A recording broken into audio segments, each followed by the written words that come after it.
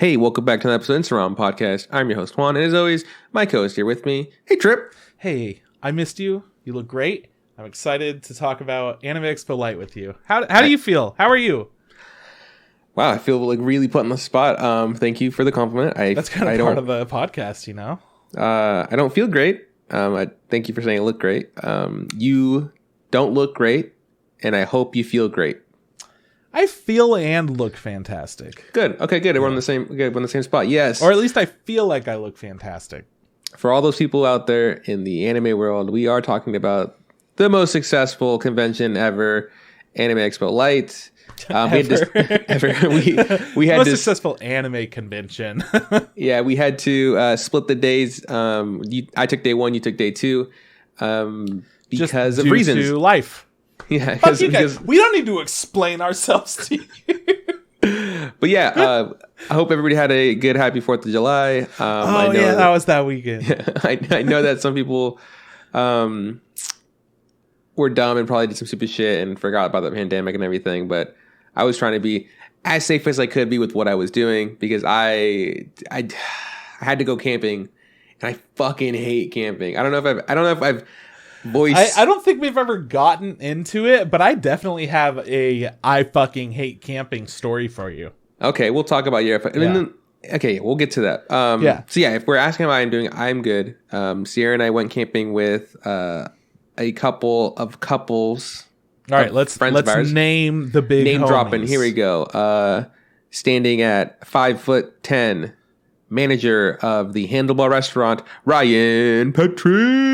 Whoop, whoop, whoop, whoop. That means that he's more important than the other friends because he was listed first. Mm-hmm. And his girlfriend Kate. And that is not significant in the order because she is paired with the first person that you listed, who's the important one. So, continuing. Yeah. I'm just trying to make sure that all of your friends know how you feel specifically about them. What's funny is because the other person I went with is Tim Starkey, who's also a really good friend of mine, who has, I think, recently started listening to the podcast. So that's going to be fun for him. Sorry, Tim, dude. I'm just, hey, I tell the truth here. I'm nothing but a truth teller. No, it's fun. It's fun ranking because, we were sitting around the camp and I just started being like really honest. Like, yeah, this is how I rank my nieces and nephews. And then I made Carly and Tim rank. You got to do it here. Oh yeah. Okay, cool. Yeah, this is important. Okay, one sec. But then I made Carly and Tim rank their nieces and nephews, and Carly was like really good at it. She's like, boom, here's top, here's bottom. Tim had Tim's like, I don't. Oh, he's like, I'm like, if it makes it easier, make tier levels. Like this is top tier, this is like medium tier, and he's like, got it. And as soon as I said tier levels, he like instantly knew how to place them. Yeah. And then Sierra thought she'd be funny, and she's like, hey, all right, Juan, rank your friends' kids. And I don't have that many friends that have kids, and I was just like, fuck. I was like, all right, well, here I go. I put Tim's kid at the top, Cohen, because he likes anime, he likes to draw, he likes video games, he likes all the things that I like, and he's really nice. And he gives me hugs, which is awkward. I've never been hugged by such a small thing before, and he hugs really strong. Like hell yeah. The first time he gave me a hug, like he ran up on me and he hugged me on my leg. I was like, I didn't really like that. I was like, maybe next time he tries like me, I'm gonna try to get at his level. That way he kind of hugs my torso. Yeah, which was a pleasant. I liked it more, but I was surprised at how strong this little fucker is. He like squeezes the shit out of me, and I'm like, well, he's Tim's kid, right? yeah. I'm like, well, there you go. This kid knows how to give a hug. Like he's just like, I'm gonna fucking kill you. And I was like, all right, cool. So I put Cohen at the top and then Sierra's like, solid hugging. Sierra's like, oh, he's like, you're just saying that because Carly and Tim. They're like, I'm like, no, I mean. I'm not trying to be like, I wasn't trying to like bullshit them. Like I really do enjoy him, and it's cool because I've known Tim for so long. That's like, it's interesting to be like, oh, this is the son or the child of that person I grew up with, and to see kind of things in him that remind me of their father or whatever. It's like, it's really interesting. And then I put next. I was like, okay, next come the Huyn twins, which Kenny has like 2 twin daughters, but I do for sure like one more than the other one. And the issue is I always forget which one it is because they look so much alike because they're identical twins. Dude, that's hella racist. Yeah, sorry. But I think I got it that the one I like the most is it's Maya. She's really kind. She's like really sweet. Like if she's always like, are you okay? Can Are I get you you okay? anything? Yeah, I am. And the reason she's asking him if I'm okay is because her twin sister Bailey is jumping on my nuts. Like, so she's like, or kicking me or whatever. So it's like, okay, so one beats me up and the other one takes care of me after I get my ass kicked. Good cop, bad cop. I get it. Yeah. And then in last place, and this is again, this is just a rule I have overall. Scarlett, which is the child of like Sierra's good college friends that have become my friends too, is at the bottom, and that's because she's just a baby. Like she hasn't really done anything. That's fucked up, man. That is some dirty ranking. I don't know. Okay, and then it was funny because I was talking a fair chance. I know. She hasn't done anything. She's better than the ball kicker. No, the ball kicker really kicked me in the balls, bro. You know, she's giving me knuckles.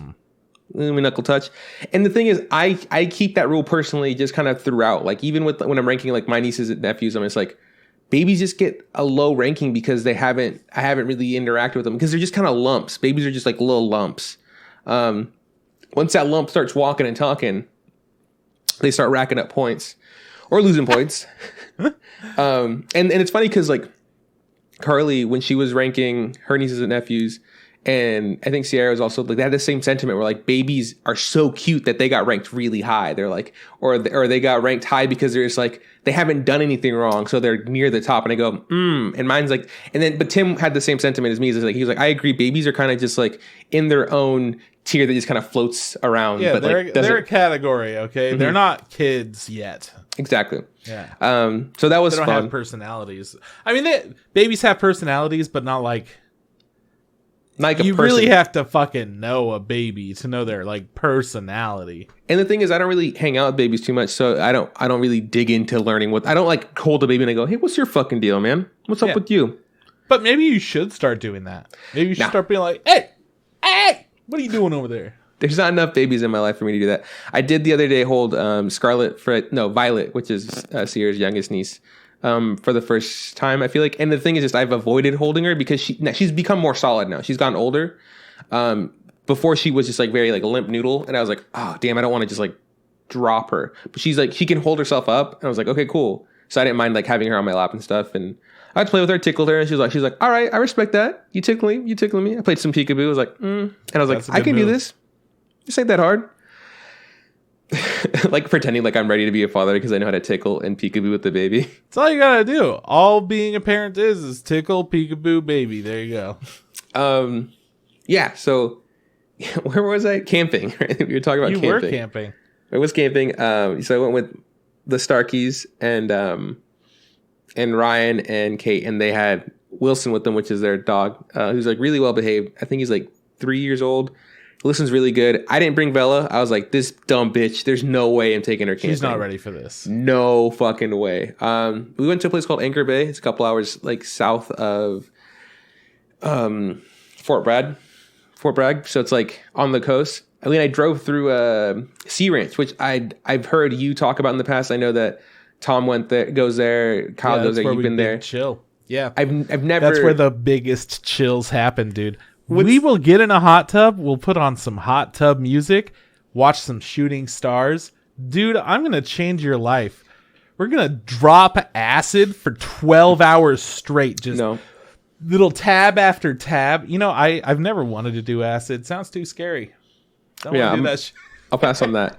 But I'd heard you guys talk about Sea Ranch, and I just assumed it was like a camp place, you know? And it's not. I'd never heard of it. And then when I drove by, I was like, oh, this is Sea Ranch. I'm like, this is really pretty. This is really pretty fucking little nice. Town. Yeah. So let's see. Village. I actually don't know what it would be considered. I don't know the population of Sea Ranch, but it's pretty small. Mm-hmm. So camping, and I think like the sentiment when it comes to camping is the reason I don't like it is because I'm a creature of comfort. So I like being indoors. Dude. I like the AC. I like Wi-Fi. Let's like cut out all of that 6 hours of travel. You walk out your back door. You're there. You fucking chill all day. Have a great time. Then it gets to be nighttime and you're like, all right, time for bed. I'm going into the air-conditioned room where I'm going to sleep comfortably and then wake up refreshed, make some breakfast at home, step outside.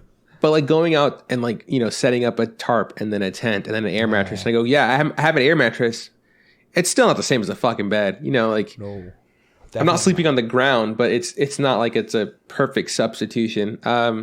So that's always why I've been very like, I can count how many times I've been camping, honestly, like on like maybe one hand, because it's like something I don't do because it's something I don't really enjoy. But because Sierra wanted to go, and I was like, I'm gonna be a trooper. I'm gonna fucking go. I did, and I had a good time. And because I was with my friends and I was able to hang out with them, and I like enjoyed the company, and I was just like, cool. I just had to forget the fact that I was like sleeping outdoors for a couple nights. So it wasn't like the first time that you have that good camping experience. It's pretty good. Yeah, so it was good. It's also not. It doesn't compare at all to what we would have normally been doing at that time. Exactly. What's funny is that while we were out there, I forgot. I was like, man, like it's been a long time since like I've done something for the 4th, and I was like trying to think like, why haven't I gone camping? Because that's like because you always usually do something for the 4th, and it's always incredible. And I go, oh, that's right. On the 4th, I'm in LA celebrating a different culture, during Independence Day. And I was like, wow, this is the first time I've had a free 4th of July. So I was like, wow, this feels weird. But it was a good time. We went to Anchorage Bay, and that's like had like a nice beach. It was like a real cool cove. We got a really nice spot. I feel like there was 2 like big old like hills that kind of like blocked us from the wind. So that was cool. We made a fire on the beach. We made s'mores. We spent like a good time just kind of talking about like just a bunch of shit, like we talked about vibe, man. It was funny. It was fun talking about like high school and stuff. Cause like, I don't think I hung out with Tim's wife too much in high school. And it was funny just kind of be like, hey, remember that class? And oh yeah, it's like, what a luck. And like, just kind of like trying to remember shit, just like, I did feel kind of bad because, Kate didn't go to school with us. So I was like, maybe she felt a little left out, but I was like, yeah, but this is what we're talking. The topic right now is high school, and we all went to high school together. So here we go. Let's see. Oh, we had a raccoon come to the camp. It ate all of our avocados. Literally all of our avocados. That's the good shit, man. And Sierra like spooked him off. And then the next day he came back and we had no more avocados to give. So he bit through our tortillas. He's like, fuck you guys. And he did it maliciously. Like he didn't like just take one tortilla. He bit through like the entire pack of tortillas. Like, go fuck yourself. I think he was sending a message. Message received. And I think like, Sierra, like when we were driving back, cause we stayed for a couple nights, Sierra asked me like, hey, what was your favorite memory of like the thing? Like try to think of like what your happiest moment of was. And I'm like sitting there, and I've always talked about, or at least you've pointed out that sometimes I just get like really weird things like bring me joy. Like when I eat sushi or poke, I just go, stomach's full of raw fish. Yeah. That's funny. I like the gesture you did. But yeah. Well, that's what you do. But raw fish. Yeah. But I was like sitting there, I was trying to like think like what was like my happiest, like what was my fondest memory? And I was like thinking about it for a bit. And then I was like, oh yeah, okay. So my happiest thing, and this might sound like, if like Tim's listening to this, like what an asshole. Like we carried logs, we fucking lit fires, we played Frisbee. Here's my happiest moment, Tim. My happiest moment was the second night when I woke up. I was using a sleeping bag, but kind of as like a blanket. Because I decided that I slept more comfortably that way. But it was kind of short, so my feet kind of stuck out. So I had to like kind of tuck my feet in, But Sierra woke up before I did, because she always does whenever we go anywhere.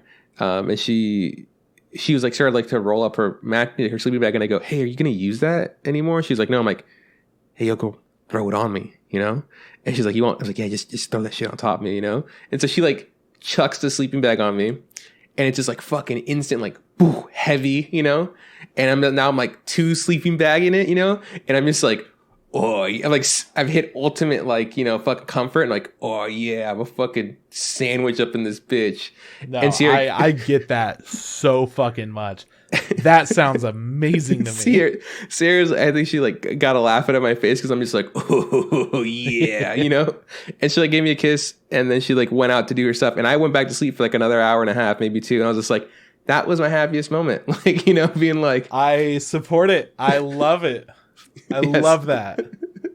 Yeah, 48 hours. That was the best moment. On the way back, we hit up like a place that sells saltwater taffy. This place that's like on, I think it's in Bodega Bay. It's like a pink place or whatever. We bought like 2 pounds of miscellaneous. I think we also bought like a smaller bag of the peppermint because that's my favorite one. Peppermint's your favorite, huh? I think, yeah, this is red and white, right? That's the peppermint. That's interesting. Yeah. I totally, for taffy, I totally fucking get that. But I don't know if I have a favorite. So I just think it's interesting that your favorite is something that's very distinct. I don't think, maybe it's favorite's the wrong word to use for it, but when I was looking at him, I was like, Sierra's like, which one should we get? And she was just like, this one that, has like a bunch of different flavors. And I was like, yeah, sure. And for some reason, when I saw peppermint, I was like, in my head, I was just like, yeah, that's the one you want. Like, that's what I kind of connect. Called to you. Yeah, exactly. I'm like, when I think about saltwater taffy, the first flavor that pops in my head is peppermint. And I'm like, wow. That's the one I want. So I grabbed that one. And then I also grabbed one that was it was a mixed bag of stuff that was like lemonade flavor. So it was like lemonade raspberry, lemonade apple, lemonade orange. I was like, that sounds tasty. And they are pretty tasty. But yeah. And then after that, and a little ways away, we also went and we got oysters. And I love oysters. And so I called my dad. I was like, hey man, you want to get down on these oysters? Like, you want some? And he was like, I really shouldn't, He goes, I don't want like really big ones. They got like, my dad, they got every size. They got extra small. They were sold out of small. I go, they got extra small. Why does he want them? No, he wants them. But I think the thing is like, he doesn't want to get too much because then he'll eat too much, like he doesn't want to overdo it, And like, I guess he's like, maybe Juan will be dumb and give me like a bunch of big ones. Like, no, they have like sizes. So I settled on medium ones. I'm like, yeah, they have medium sizes. Like, okay, get me some medium ones. I go, well, how many do you want? And he goes, 2 dozen. I was like, okay, cool. I'm glad you're being responsible about this. And I was like, well, I want a dozen for myself. So I bought 3 dozen oysters, brought them back, and then, went to bed today. And then today I was able to meet up with my dad. I called him like, hey man, where you at? When are we going to get down on these oysters? Because I don't know how to open oysters. Like I've never learned.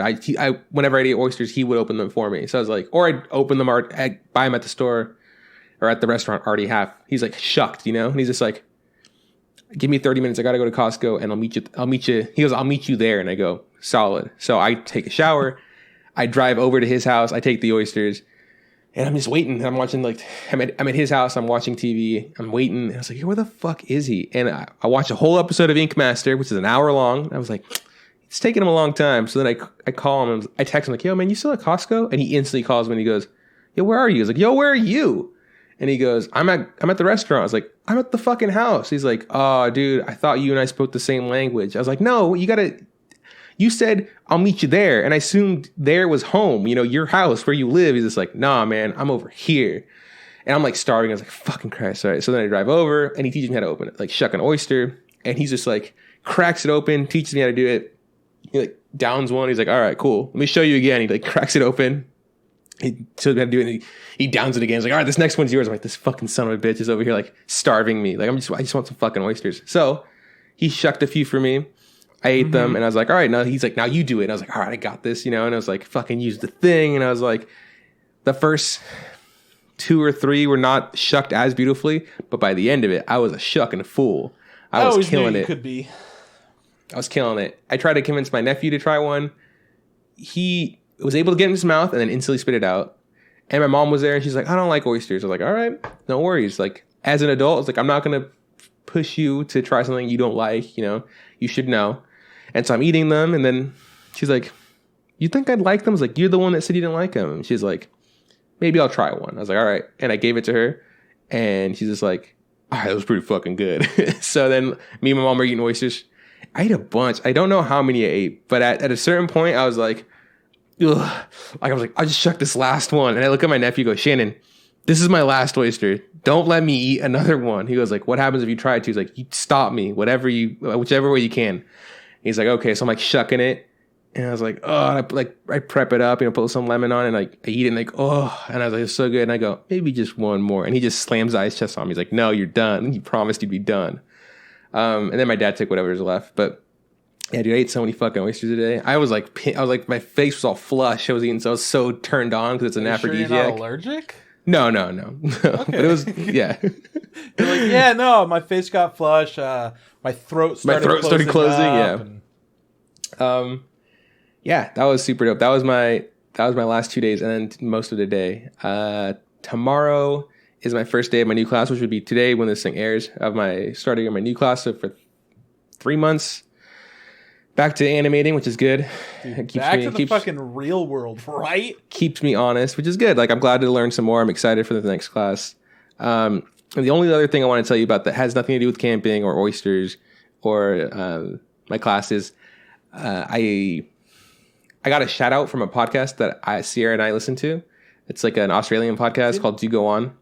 But you told me about this. Did I tell you about this? I don't think I told you about it on the pod, did I? I don't remember. No, I don't think I told you about this trip. I'm having a hard... Because I know about it. How do you know about it? You know about it because you saw it in Sierra Snap. That's why. Sierra snapped it. Don't remember. I think that's why it is. I'm pretty sure that's what happened because... Anyways, tell everyone the story that everyone already knows. I don't remember. How the fuck do I know this? I just told you. The reason you know this. I know, but I remember you telling me. I remember it being my beautiful baby boy telling me. No, you know why I know? I know I didn't tell you. Because we did the podcast last Tuesday, right? And then after Tuesday, I went to go draw with Tim at his house. And then after drawing with Tim, I went to McDonald's, and at the drive-thru is where I heard the shout out. And then I texted Sierra that night, and then she snapped it the next morning. You must have seen the snap because I haven't told you about it. Yeah, you're probably right. I don't know what I'm talking about ever. Yeah, you don't fucking know shit. Yeah, I don't know. It's not my life. It's your life. Fucking tell the story. A podcast I like that Sierra is a Patreon is a part of their Patreon. Like, she donates money or whatever. Patron. Yeah. They give people shout outs at the end of the episode, like, hey, shout outs to, this person for donating. And they do like 3 or 4 every episode. And they usually do a thing where they play a little game that's connected to whatever the topic was of like the report. So like sometimes they'll be talking about a musician and they go like, cool, this week's game is we'll say what instrument they play, in whatever band, And so they'll be like shout outs to Jeff from Jersey. He plays the fucking bass guitar, with fucking Foggy Nelson or something like that. And they go, oh, and they kind of joke around. So I was like, so it's time for the Patreon thing. And they go, shout outs to, he goes from Chico, California. And I go, I'm from Chico, California. That's like the first trip. That's like the first thought that happens in my head. And then he goes, Sierra. And I go, oh, I know that person. And he goes, and they say Juan very Hispanically, like not like Juan. They say like Juan, like the way you're supposed to, yeah. And like Sierra and Juan Urarte or whatever. Like they say the last name wrong, and I go, okay, cool. Yeah. And they go, and this week's episode that I was listening to was about a plane crashing in the Andes or whatever, and like about the rugby team that had to eat each other to survive. So that's very into you. Yeah, that's your shit. It was a very bleak topic. They did a good job of making it like entertaining and kind of funny at points, because it is like a sad topic. But the game for that week was like, what did they find on the wrecked plane that they were a part of, or whatever, like something like that, and the wreckage of the plane. And they go, Sierra and Juan found, and then someone just, they leave it open ended, and then one of the other person says something. The first thing that comes to that, and she goes, kidney beans. And I go, these fucking sons of bitches, kidney beans. I've been waiting forever for fucking for them to shout us out. Like, you got beaned, bro. And we got fucking beans. And then they just start talking about beans. Like, yeah, beans are great. Lima beans, fucking garbanzo beans. I'm like, shut the fuck up. Stop talking about beans. Beans are great though. Think of it. Chickpeas. Do you consider those beans? Garbanzo beans. They are beans. Yeah. So that was fun. That was bean talk with Juan. We finally got her shout out, and only for it to be, only for us to give us kidney beans. I was like, it was fun. What a letdown, but it's fine, perfect. So I just want to talk about that. Yeah. Anyways, hey, since we're talking about that, shout outs to blank username on YouTube for commenting on the Spring Anime 2020 wrap up. We love you, and I'm glad that we can help make your boring life more entertaining. And fun fact, we don't love any of our other listeners, only you. Fuck everyone else. That's Fuck not true. The police. Chris Triplet, 2020. Let's go! Let's fucking go! You done? Yeah, I guess. All right, man. Is that what you wanted your shout out to be like, though? No, I wanted it to be something more fun. I wanted it to be something besides I thought that was kidney fun. beans. I thought being told that you're the only person we love would be a fun thing. But it's not true. You don't really feel that way. I don't feel anything. I'm, what do they call them? A sociopath. Is that like... Sociopath? Yeah, that's what I am. Sociopath.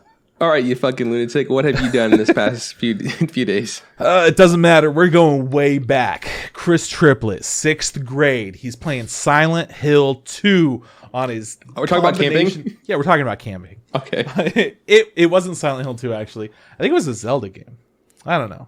It was some fucking very specific game. It was on GameCube, so it wasn't Silent Hill, I could tell you that much. Sonic Adventure DX. So here I am playing Sonic Adventure DX in my room on my bottom bunk because I still had a bunk bed. Yeah, I was cool. No biggie.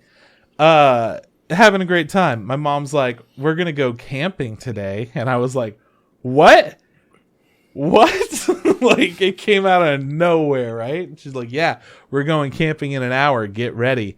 And I'm like, I don't want to fucking do this, but okay, let's do this. I was having the time of my life revisiting an old game from my past from like a year before or whenever it was on Sega Dreamcast.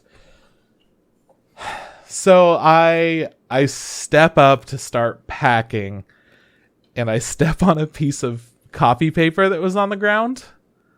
For some reason, that copy paper wanted to be the slipperiest object I've ever encountered in my life, but only with the carpet. So my foot stuck on it and it just slip and slides all over the fucking place. So I go falling and I fall hard. But as I'm falling, I try to catch myself and try to get balanced. The back of my left foot goes fucking crashing through an empty fish tank in my room. We had fish. There was nowhere to store it. I'm at my dad's half the time. I get some storage in my room. I have an empty fish tank there. Bad plan. Rips open my heel. And too fucking bad, dude. We're going camping. So I'm sitting there like bleeding more than I've ever bled in my life. Like, what? We have to still go fucking camping? Shouldn't I get stitches or something? Like, I was panicking. I didn't care about Sonic anymore at this point. This wasn't about the video games. Beforehand, it was about the video games, as most things are. Mm-hmm. So I went camping for 3 days. And my foot was killing me. You know how hard it is to keep a new, very large open wound clean? At a lake? Camping? At a dusty lake? Dude, yeah, it's pretty easy. My magic cards got ruined. You know? Were you using them as bandages? No. I like to think that your mom, because at this point, she wasn't a nurse yet, right? She was still just a hairdresser. Yeah, she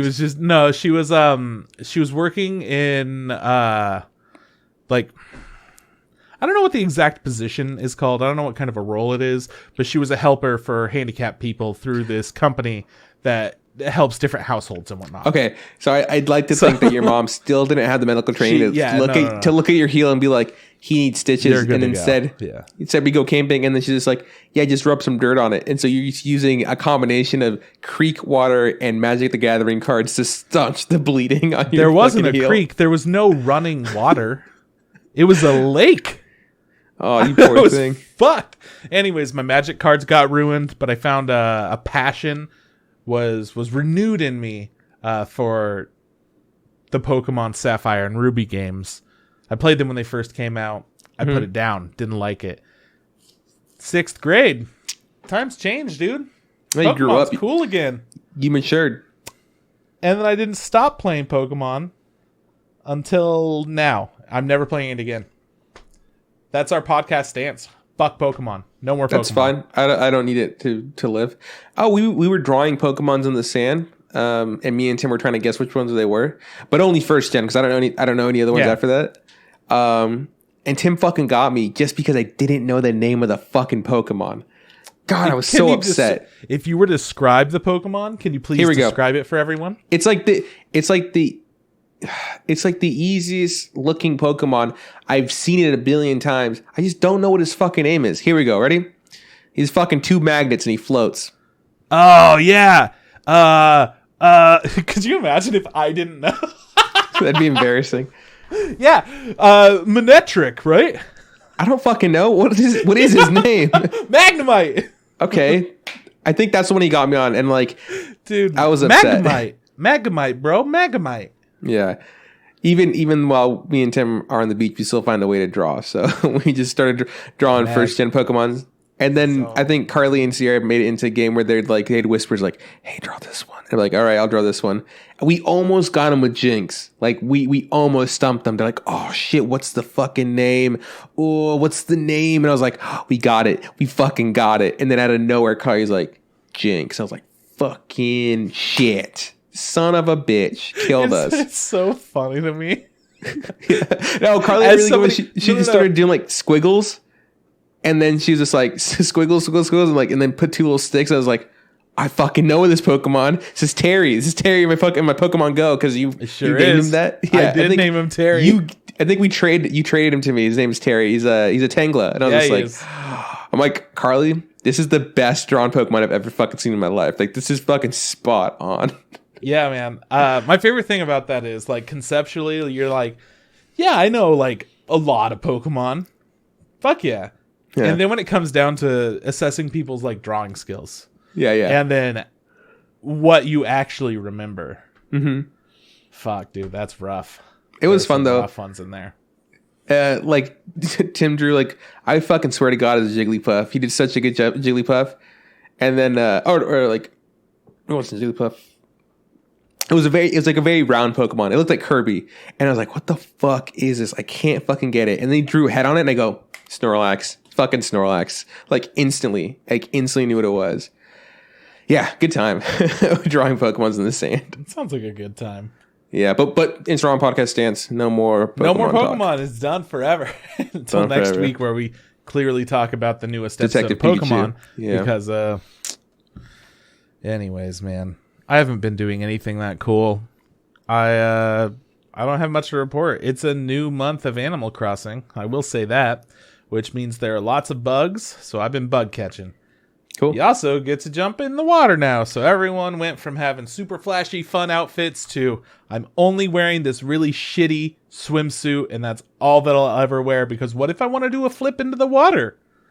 Can you not flip with your normal clothes on?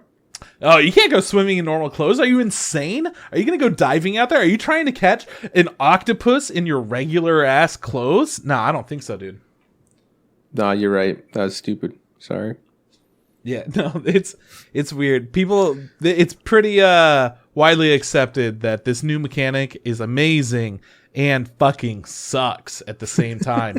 Because you don't get to use your super fun clothes that you spent all this time getting in the game. You don't get to collect more to make yourself look more fun because you're just going to wear that fucking suit.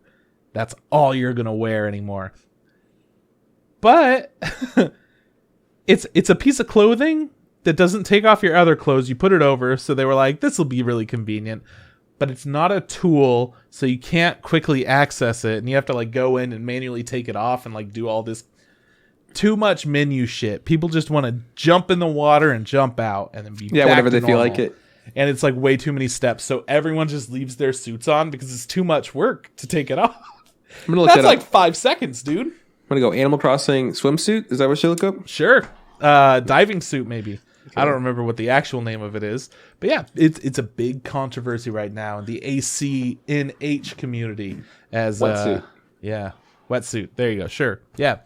This thing is dumb as fuck. That's the one. There are a lot of really fucking stupid ones. I don't know what all the different designs are. I don't know if you could customize them, but I don't like it. And Animal Crossing is all about having a super fun, cute time with everything that you can.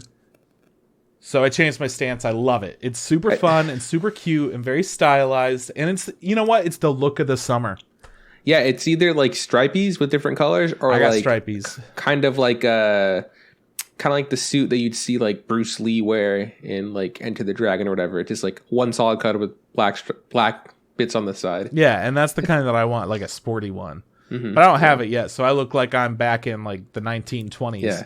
Ready to go for a swim in Coney Island. Like, kind of looks like you're smashing rocks on the side of the road, you know? Yeah. and brother, where art thou? Yeah, exactly.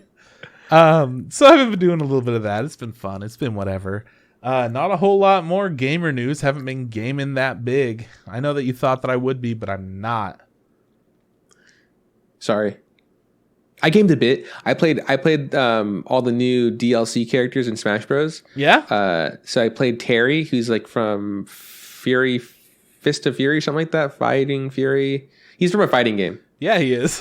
I liked him. I thought he handled pretty interestingly. Like he felt like I was controlling it like an arcade fighter, but not slow like when I use like Ryu or what's the fucking guy with the blonde hair? Cloud? Ryu's buddy, the guy. Oh yeah, Ken. Yeah. So he was fun, and then I used the new Fire Emblem character. I don't know his or her name because it's interchangeable or whatever. Hero. No, you also used Hero. Oh no! Sorry, Fire Emblem character, Byleth. Yeah. I don't know how to say their name actually. I just read it. Really strong, a little slow, but super cool. Like has like a spear thing, and then like a fucking super powerful bow. And like I was playing against Tim. Well, I was playing against Carly because Tim wanted me to be like, hey, play my wife one-on-one. I want to see who wins. It's like, okay. And Carly didn't want to do it at all. And she's like, I'm like, come on, Carly, what's the big deal? You said you could kick my ass. Let's fucking do it, bro. She's like, I was just kidding. So we played. I used Mario. I won because like we did get down to like our last lives and we were pretty even. Like she'd take one off, I'd take one off, so back and forth. We made to our last lives at 0 percentage. But it's because I'd never seen what the character could do before. It's really fucking strong. Like I would punch Carly like 10, 11 times and she would hit me like twice, and then we were like the same damage. So he's really strong, but he's too slow. So I was able to like just kind of outmaneuver Carly and win. And then I tried him and I was able to take a game off Tim with his main, which is Little Mac, and I was like, okay, cool, this character's fun. And then I also tried Banjo-Kazooie, who I know he's not new, but he's new to me. He's interesting. He plays differently. And then Hero, who I think I liked. I don't think I got to play him. I don't think I got to play him long enough. I think I got my shit rocked too quick for me to be like get a real feel for him. But yeah, it was really fun to play Smash Bros. With the new characters. So I was a gamer girl this weekend. Way to go, dude! I'm pretty happy that you did all that. The things that I really want to play right now are, I want to go back to Final Fantasy VII Remake because, I mean, it's gorgeous. It's fucking incredible. It's so much fun. It's not going to play itself. So I'm probably going to do that over the next couple of days here. And I bought a couple of games. I bought Hyper Light Drifter so that I could play it with Kyle. I don't know if you're aware of the music from It Follows. Do you know the scary movie with the light?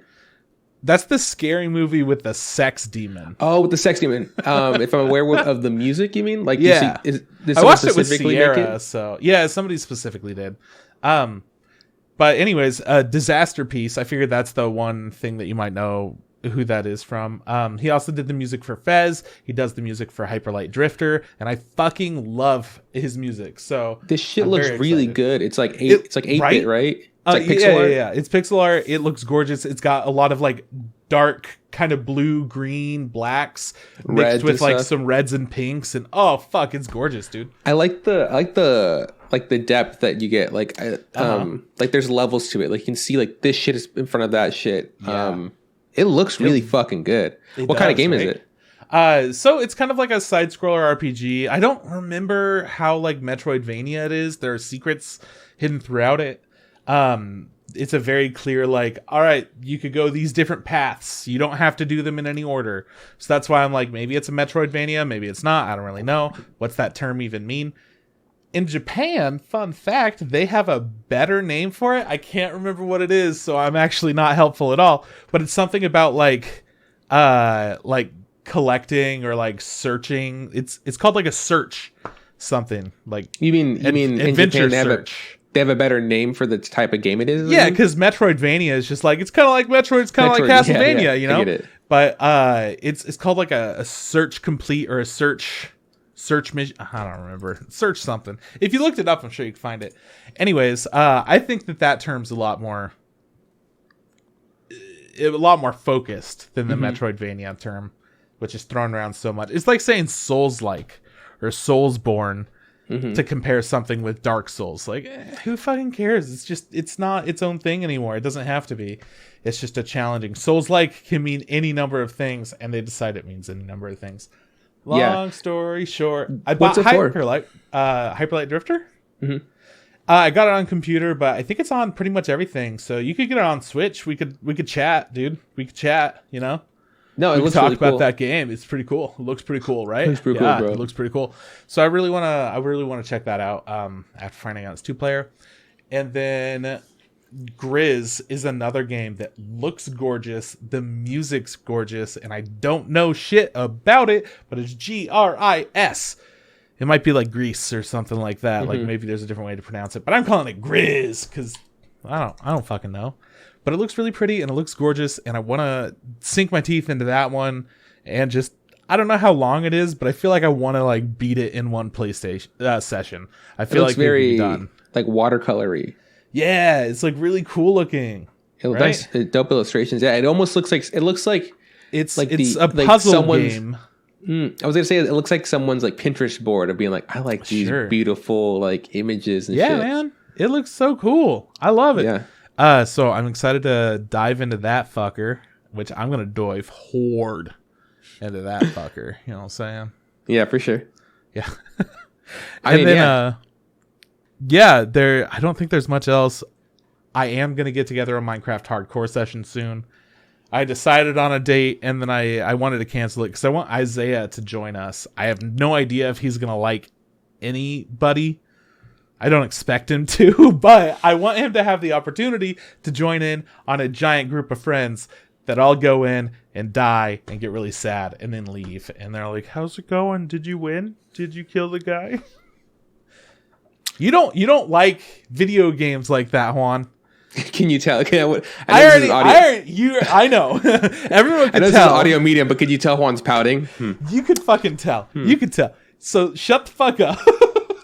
I never get invited to play Minecraft. I wouldn't know what to do. I don't even get it. I don't get it for a second.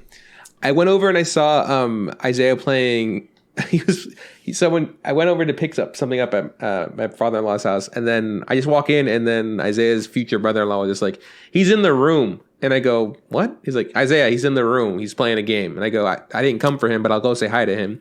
And sure enough, he was in the room just playing Raft. Like, I wanted to play Raft with him too, but you know. And I was like, who are you playing Raft with? He's like, he goes, with Courtney. I was like, and I look down the hallway and Courtney's like in the kitchen, just like on a laptop. I was like, and then like, and I'd never seen Raft. I know you've talked about it in the past, but I imagined it looking uglier. It looks pretty good, honestly. Most things these days look pretty good. Even the ugly shit is like, it kind of looks stylized. Yeah, no, and he was saying it's still in beta, and I was like, I didn't know that. I thought it was just a full game. He's like, oh, definitely not. Yeah, and he was explaining it to me, and it looks interesting. But yeah, it's just those type of games. I just don't think I get them really. But like when I was, and it's huge. Like the whole like how you craft stuff in Minecraft. Like there's like the 3 boxes, right? Like 3x3 square or whatever. And you put shit in different orders. Like I found out about that like 3 months ago. Like someone was like, I don't know how it came. I was like, yeah, I thought you just kind of hit the wood and you rub the wood with the fire and you made fire. Kind of like RuneScape. You hit the tinder box. Yeah. You're like, oh yeah. It sounds too complicated for me. It's for my brain to kind of grasp it. But thanks for knowing. It's not too complicated. It just doesn't seem like it would be your thing. Raft, on the other hand, I think would be very much your thing, because everyone focuses on different kind of tasks, jobs, whatever. So you have that really cool, clear, I'm completing, I'm making progress, like that feeling, which I think is something that you like a lot. So whether or not you're just the person that like fishes nonstop and cooks food for everyone, you are an essential role for getting to the next step or whatever it is. So I think that there's some joy that you could take in that. I think if someone were to tell me like, hey, do this, I'm like, yeah, I'll fucking handle it. I think the reason I couldn't just jump into playing like Minecraft hardcore with you guys is because like sometimes you guys just kind of do your own thing, and I'd be like, I don't know what to do at all, you know? No, but we have systems. We've done this for years now. We've played with all different kinds of people that haven't ever played before, and it's like, okay, I'm gonna take Juan, and I will always be with him. But I need somebody else with me every once in a while. If we're doing something dangerous, there has to be 3 of us. Because he's an idiot. Yeah. Yeah, just in case anything goes crazy. Yeah, no, it's a lot of fun, but I don't think that would be your thing. I think it's a lot of, you do have to be self-sufficient, but it feels more fun to be with other people. And then there's that feeling of, if I fuck this up, that'll suck because I won't get to like learn the game or understand why the people that I'm playing with love it so much or whatever it is. So it's got like a lot of stress tied to it too. Well, I think my brother-in-law would have a great time playing with you. Yeah, let's hope so, man. Let's fucking hope. We'll see. Who knows? I don't know anything. We'll see. Okay.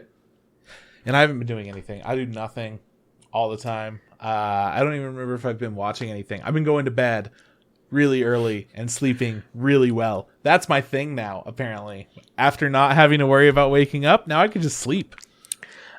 That's good. I watched some more Adventures of Tom Sawyer. I want season 3. No big deal. It is a big deal. Give yourself credit, bud. Thanks, man. I watched an episode that did kind of... Yeah, I don't know. I didn't expect it to kind of happen, but Huckleberry Finn's... They find his dad's dead body in the creek. Well, Tom finds it. Okay. He finds like a dead body in the creek when they're like exploring the creek, and then they run back to the sheriff, and like they're like, "Hey, sheriff, we found a body," and it's like cool. And so then like they both leave, and then Tom comes back and like, "Hey, sheriff, I don't want to say anything around Huck when he was here, but I think it's his dad." And he's just like, "Oh fuck, really?" And he goes, "You know, I didn't look at it too well, but anime when it's like, oh fuck, dude, nah. yeah." He's like, "Are you sure?" He goes like, "I haven't." He's like, "You know, he was in the water. He was kind of waterlogged. I didn't get the best look at him, but he kind of looks like Huck's dad." And it's just like, and the sheriff's just like, "Shit," you know. He's just like, "All right, we'll go take care of it. Bring Huckleberry Finn in here." And I was just like, maybe they're going to be cool about it. Like, I was like, how are they going to handle this? How is this 1980s show going to handle hey, the dead body your friend and you just found might be your alcoholic abusive father who has been out of your life for several months now. And, you know, he brings him in. I was like, they'll be very good about this. And then he just goes, "Hey, Huck, that body you guys found, it's probably your dad. We need you to wait here." And I was just like, what? It's like, no tack. And Huck just goes, "What?" Like, he's just like, I'm like, yeah, what is the right reaction? I was like, why would you drop it on him like that? And so then he's just like, "I just need you to wait here. And like, we're going to go get the body and we'll sort this out." So they go get the body and like, they bring it back on a wagon. Like the entire town's there. It's like, "Oh, who is it?" "Oh, you know, like, cause it's got a tarp on it, you know?" And there's like, "Oh, we hear it's like old man Huck, you know, or whatever, you know." Well, it's like, and so, you know, because Tom Sawyer's the one that narrates the thing. So he's just like, you know, after a lot of people looked at the body, some of them said it's for sure old man Huck. Some said it wasn't him at all. So we had to have Huckleberry Finn look at it. I was like, what are you doing? And so then Huckleberry Finn looks at it and he's just like, "Yep, that's my dad." And so they fucking bury his ass. They put a little cross on it. And it's just like, and Huckleberry Finn's like, he's like at his grave and he's like on his knees and he's just like, he kind of like, you know, again, Tom Sawyer's like narrating. He goes like, he was at peace with his father. He kind of forgived him. He's just like, "Hey, I know you were a shit person and I know you did a lot of bad things, like, but you're gone now. Rest in peace. We're squashed." Right. And I was like, I'm like, wow, what a fucking powerful episode. Next episode starts, fucking Tom Sawyer's chilling at the fucking bank with fucking Betty, his fucking boo thing, fucking the boat comes up. I don't know what they're called. The steamboat. The steamboat shows up, you know, with those big wheels or whatever. Guess who comes off the gangplank? Old man Huck. Fucking, he's still alive. And so now everybody's seen a ghost. He's like, what the fuck's going on here? Tom Sawyer runs to Huckleberry Finn. He's like, again walks up to like Huckleberry Finn's like treehouse. He's like, hey, can I come up there for a second? Can I talk to you? And he's like, yeah, sure, coming up. He's like, and he goes like, I just saw your dad. He's not alive. And now Huck's just like, what? I was just at peace with this monster, and now he's back. And I was like, dude, this fucking whoever directed these last 2 episodes did a horrible job, because I'm on a fucking roller coaster of emotions over here. While this shit is like poorly animated. I am just shocked by the whole series of events. That was shook. Yeah, and this was made in the 80s, right? Yeah, and then in that entire episode, it's Huckleberry Finn like hiding out, trying to like not see his dad, and his dad like looking around for him everywhere, being like, "Where's my son? Tell me where that useless son of mine is. I'm gonna take him with me and put him to work so I don't have to work, and he can buy me drink." And I was like, "This is so fucking sad." And eventually Huckleberry Finn's dad just like decides to leave, and Huck's just like, "Cool, I can go back to living in that tree all by myself." Because that's what I do, and hopefully my alcoholic father doesn't come back. I hope they find that gold treasure soon. He fucking needs some sort of money to take care of him, because that dad of his is horrible. They find the treasure eventually. I think it's like the second last episode. But yeah, well, after that, I was like, you know what? Pause. I need a pause from Tom Sawyer. This is not what I was signed up for. I wanted a chill time. I wanted to fucking remember the good old days when everybody was super racist and okay with it. But for some reason, this show does a great job of not showing all the racist stuff. But yeah, it was interesting. It just I didn't expect the show to kind of take like a kind of a serious turn like that. And I was like, I guess like in those days maybe the way they showed it, like it wasn't as serious. But watching it now, I'm just like, this feels really fucked. Like this feels like this plot point or whatever could have been handled like a lot better. But still watching it. Need one more season to be completely done. Hey, dude, you're almost there. You got this. Did you watch Thumbelina? No, hell no. Bro. I haven't watched shit. I haven't been doing like anything. It's been amazing. I did start watching Search Party, the 3rd season of it. Don't know if you remember it at all. I watched it a while back. I think it was on TBS or some like weird ass station. It stars Aaliyah Shawkat from Arrested Development. She played Maybe. Mm-hmm. And then I know everyone else is in stuff, but I don't know their names. So like, there's the kind of like goofy dunce cop in Stranger Things. He's a major character in it. Okay. I think I got the cast up here for you. Yeah, you said dunce cop. Yeah. What's the name of Maybe? He's got glasses. Aaliyah Shawkat. Okay, so there's some guy named John Paul Reynolds. Sure. Some guy named John Early. Absolutely. Some girl named Meredith Haggardner. Yeah, so shout outs to them. Michael Showalter. Yeah, he is a producer or writer or director or some shit. Yeah. Yeah. His titular character is Max. Yeah, which I don't know I don't think, when he comes in. I don't think you've told me about this. What's the show about? It's interesting. I really like the show.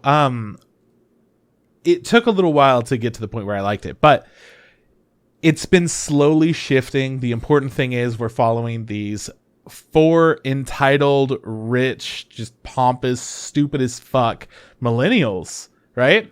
And it's very like aware of who they are and what's going on. It doesn't try to present them in like a good way, but it also doesn't try to portray them in a negative way at all. It's just kind of telling their story, right? So a lot of stupid shit happens because they're stupid people. But the main character is not feeling great about her life. She feels like she doesn't really have much of a purpose right now. And this acquaintance of hers goes missing. And people are looking for her. And she's like, does nobody care about this issue? Like, nobody cares that she's just missing? And there's like controversy whether or not she's like hiding herself for whatever reason, or if she's killed or whatever's happening. So the first season is like a mystery, kind of these rich kids who don't know shit are trying to find this missing girl. The second season, just spoilers, is they found the missing girl and now they're trying to figure out what the fuck to do next. And then the third season is repercussions for what they did next. So what does Maybe play in the show? Who is she? She's the main character. Missing girl? Yeah. No. Okay. She's the main character. The missing girl doesn't matter. She's hardly in it at all. She's missing. She's really fucking dumb. That's all that matters for her character. She's like the dumbest person ever. Is it a comedy? Yeah, it's a comedy, but it's like a really dry, not very like. There are moments that are pretty over the top, but they're only over the top because everything else is so mellow. Anyways, I love it. It's fantastic. It's on HBO. Now it's on HBO. Yeah. So I'm watching it on HBO Max. Having a great time with that. HBO Max has like a bunch of anime and shit too. I think they teamed up with the Crunchyroll and they released a bunch of things. They also have Ghibli stuff on there. Just, HBO's where it's at for anime fans everywhere. I don't fucking know. I'm watching an American television show about and I'm just like, yeah, watch anime on HBO. But yeah, I've been watching that. It's been a lot of fun. Super excited to watch more of it. And I also started watching She-Ra. And fuck, I want to watch more of that so bad right now. It's so much fun. I've hardly watched any of it. I've watched like maybe 11, 12 episodes. And I love it.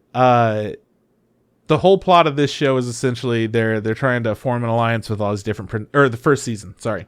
I don't know shit about the show. Don't worry. They're trying to find all these other princesses to form an alliance against the bad people, more or less, the Horde. And one of the princesses is like absolutely one of my favorite characters. And Kyle's buddy Tony said like, oh, she has the worst voice actress. And Kyle's like, just to prepare you, he said it's going to be the worst voice actress. I'm like, I don't really give a fuck what people sound like. I think that for the most part, voice actors do a good job no matter what. And then her character comes in. I'm like, she's the best voice actress and she's my favorite character. Holy shit, I fucking love her. This mermaid princess. Mermaid princess. What's her name? You know?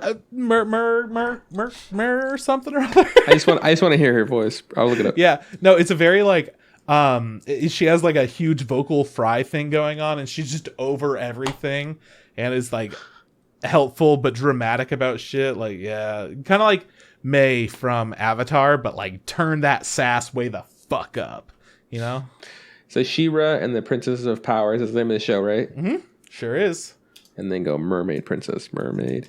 Her name's princess. Like Mirtha? I don't know. Okay, let's see. Mermista? Sure, Mermista. Yeah. That's what it is. Is she like blue? She's like blue and hella sassy. And she's great. Oh, I want to hear her voice. Listen to her voice all you want, man. So yeah, fantastic. I fucking loved her. I'm excited for her to be more of the show. I want to just get in there, keep watching it, keep enjoying it. It's fun. I'm excited for whenever they get to the like super gay shit going on, because whenever shit gets gay, I get into it, bro. You know what I'm saying? Dude, her voice isn't that bad. I love her voice so much. I think it's fantastic. I think her whole character is a lot of fun. Because, I mean, everyone, like, they're all princesses, but she's just fucking over everything. And I love that.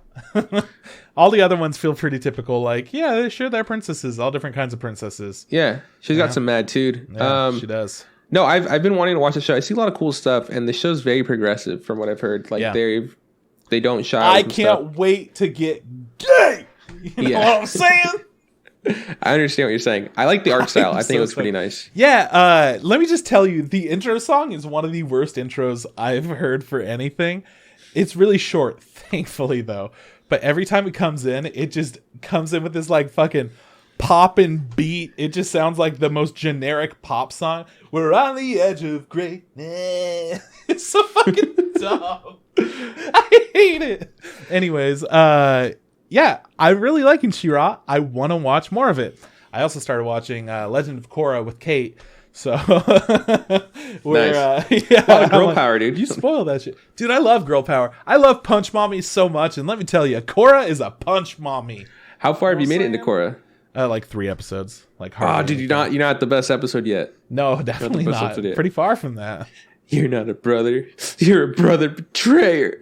That's your best. That's the best episode. That's the best moment for you. That's the best episode ever. I would never call it the best episode of all Avatar: The Last Airbender ever. So, damn. Okay, yeah. You heard it here first. That's his Ron podcast stance. Both of us agree. Yeah, we both agree. We stand by it. I stand by anything you say because I love you, and that's that. And we hate Pokemon. That's what we hate Pokemon. We love that one episode, and that's the only good episode of Legend of Korra. We only love our one fan on YouTube. Oh damn, that was what you said earlier. I was trying to remember what else you said. I remember you said no more. Pokemon's canceled, and we have one fan that we like. Hey, question of the day: who do you like? Write that down in the comments. Yeah. Let us know. It doesn't matter if they're real or fake. Let us know. It could be yourself. It could be your parents. It could be your crush. Ooh. You have a crush. It's so lame. Yo, put that gay shit down in the comments. I am also. It's horrible to call it gay shit over and over, but fuck it, dude. I don't want any of that straight shit right now. I'm like going full on gay shit. It's great all the time. Jesus. All the art I look at is just like, yep, we got to get gayer. It has to have more sparkles, dude. Doesn't matter what it is. Oh man. I think that's all the like regular ass TV that I've watched. Yeah, you finished off in a very good fashion. Do we want to talk about news or no? Because like, do you have any, or is that all Anime Expo Lite stuff? I mean, I kind of wanted to talk about anime a little bit. Okay, let's do it, man. You been watching any anime? No, I watched one episode of BNA. And you fell asleep. I fell asleep because I'm pretty tired. Like I said, I watched some Tom Sawyer. I think I watched a little more One Piece. But I might have been drunk. I don't remember. We may never know. There's a sleeper drunk when I watch anime. Same thing. I really wanted to watch My Hero with my nephew because the other day I had an All Might shirt on and he's just like, "Hey man, don't know that superhero." And I was Dope like, All Might. I was like, "You're gonna fucking learn today, boy." And he was gonna come over to my place to play Smash Bros. For it, and I was gonna be like, I was gonna make him play Smash Bros. For like 20-30 minutes because he's not very good. You were gonna be like, "Psych." Yeah, I'm like, "Hey man, that's enough video games. Time to watch anime." And he fucking canceled on me. This little shit is just like, "I'm gonna go swimming instead." I was like, "Okay, shithead." It's not like I had snacks planned or anything. I did. I had snacks planned. I had Rice Krispie treats for him. Damn, dude walked away from some Rice Krispies. But yeah. I'm just gonna say it. Not enough gay shit in My Hero. There's plenty of gay shit. There's not enough. Okay, well that's your opinion. That is our instant ramen opinion. Oh no! Damn, you can pull the card. I can pull the card. But yeah, so I want to rewatch that, and I want to. There's another show I want to watch, but only because I want to watch the live action version of it. I want to watch the live action Terra for Mars because I heard it's really bad. But I want to watch the actual anime because I've heard it's also bad. So I'm excited to watch that. So this isn't a piece of news, but did you see that promo picture for the My Hero stage play? No, I haven't. Whatever the fuck. Yeah, you should check that out because fuck, dude, why? Just why? I My never Hero get stage it. play. Yeah, I just Crunchyroll is sharing pictures because it's pretty. It's kind of a big deal. But oh man, just not for me. I saw it and I was like Deku, and I was like Bakugo, and then I was like Ida, and then I stopped. I just couldn't. My dude, look at these fucking muscles. I know. This is horrible. This is legitimately horrible. We should watch this. Well, we're watching it as soon as we're able to. We're gonna pull a Hamilton. We're gonna record the live thing. We're gonna put it on Disney Plus. I saw people, because Hamilton's now on Disney Plus, whatever. Yeah. And people are instantly like, "Cancel Hamilton. It's too racist." I'm like, yeah, absolutely, it's racist. It was, he's like, yeah, that's the history. Time. Are you fucking kidding me? That's the whole point of it. I was like, he was a racist person. Everybody back then was racist, and I was like, I mean, I don't really care for musicals, honestly. So it's like I never had like an inkling to kind of like if it would have came to town, maybe I would have watched it. But I wasn't going to travel to to Sacramento to go see it, or like the Bay Area. I would probably do that too if somebody else. But then it was like, oh, it's on Disney Plus. I was like, maybe I'll watch it there. I mean, no, I was like, maybe, I don't fucking know, dude. I don't have Disney Plus, but when I do, I'll watch it. I had Disney Plus. I had it for a year because I have a new phone. I got a new Verizon phone or whatever. Hang on. Sierra got a new phone. Yeah, when they give you a new phone, they give you Disney Plus? Yeah. Verizon gives you a full free year of Disney Plus on them. What? And when you buy a new iPad, they give you a free year of Apple TV. It's on them also. It's weird. I was like, I don't fucking know. Apple TV. I haven't activated either of them because I'm like, I don't want to watch any of this stuff yet. Like, fucking cares. Dude, this looks horrible. Who looks the worst, though? Great Boy looks pretty fucking bad, man. Mineta, yeah. Oh, dude, never mind. Sorry, I didn't even see fucking Bird Brain over here. Oh, yeah, Bird Brain's not doing good. What about the bad guys? They're all just, dude, you just gotta stop. you know? Yeah, tragedy. Actually, that's funny. I actually caught up with My Hero today. For some reason, my I wasn't getting like updates on notifications when the new chapter came out. So I had like 8 chapters I was behind on.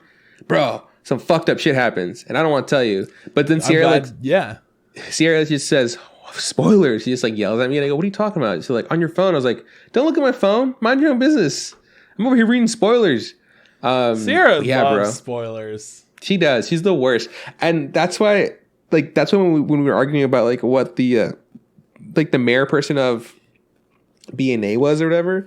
I was like, I could if I wanted to like look it up, but then I also risked the thing of it being like, you know, finding their status of being like alive or dead. I'm like, I don't want anything to be spoiled for me, you know. But in case other people out there don't know, do not look up the character names from Tower of God.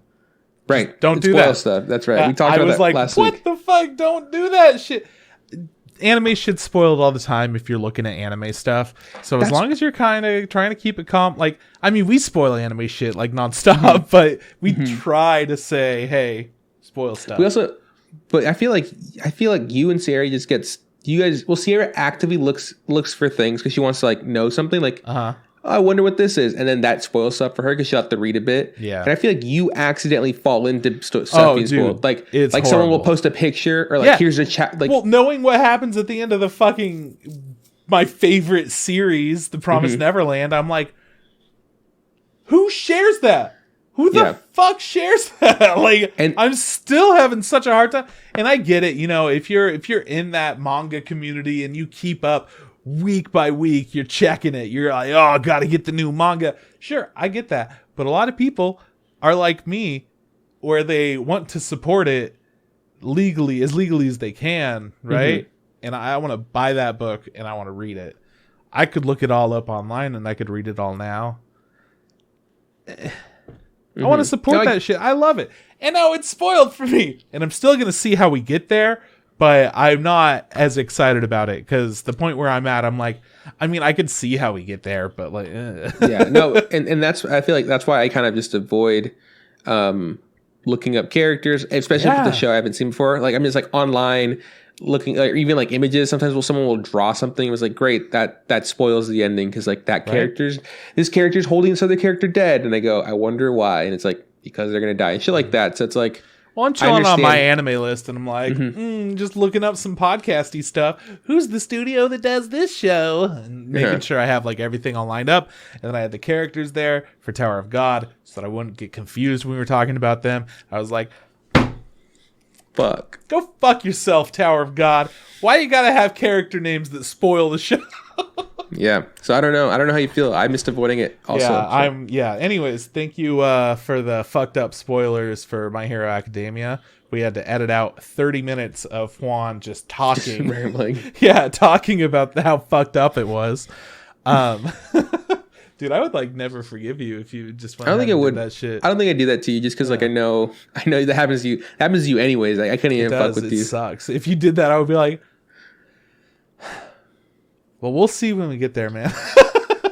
Just like be in denial about it for as long as possible. Yeah. But I don't know. Anime shit that I've been watching. A little show called Digimon. Anyone ever heard of it? Yeah, I'm watching Digimon still, dude. I'm not counting that as a new show that we're going to talk about in our season preview because it's already been going and it's still going. And next episode, we get to see Palmon. That's the little tentacle monster that turns into the cactus. Palmon. Nice. Is that all? Is that all you've been up to? Yeah, I guess. I don't know. I don't think I've been watching much else for anime. It's just been lots of non-anime stuff. Lots of YouTube. I've been tubing it hard, dude. I got really into the Valley Folks game that they play called Movie Game, where you just mash up the plot of 2 movies and you have to put their titles together. I'm not very good at describing how it works exactly, but it's pretty fun.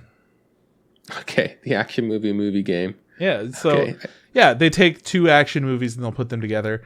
There was one that they did that was essentially, it said like the dude abides while he like tries to prove to all of these preppy teens that he's got the real place on the slopes or something. And it's stupid 80s movie plot that I've never seen. Nobody else had seen it on the show. So it's The Big Lebowski mixed with Ski School, right? So you say The Big Lebowski School. Okay. Put the titles together. So they have like a fun little trivia thing. You have to know the plot of the movies and put them together. And it's fun. I have a good time with it. Is it Funhouse? No. It's the Valley Folk. The Valley Folk, okay. Yeah. So that's been, I don't know. I've been YouTubing. That was the most exciting find on YouTube that I've had.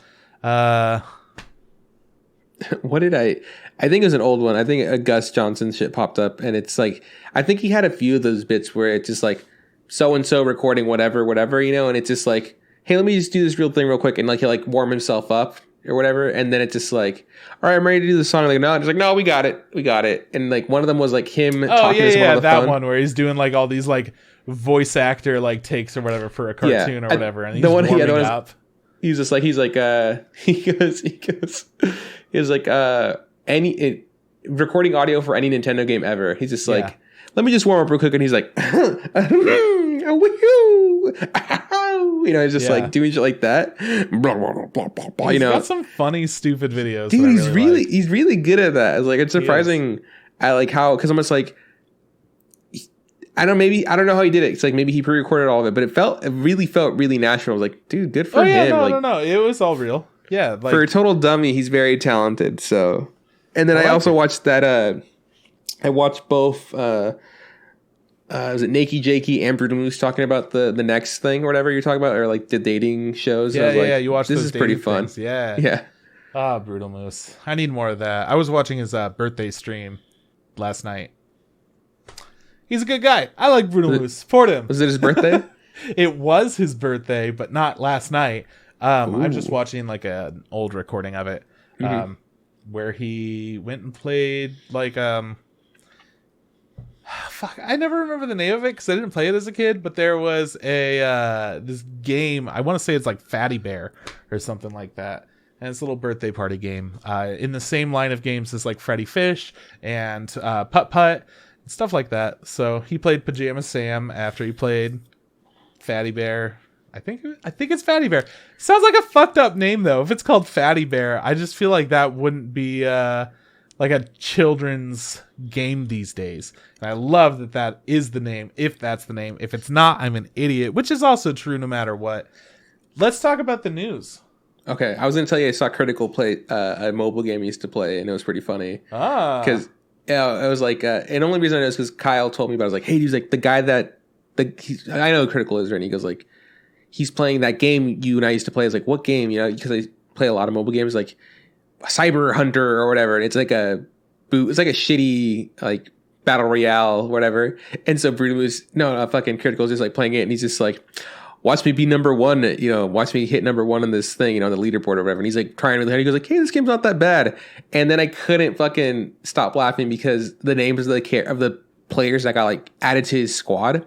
One was just like always fapping 666 or whatever. And then like one guy was just like comes on you or some shit like that. Dude, they had like really no rules. It's fantastic.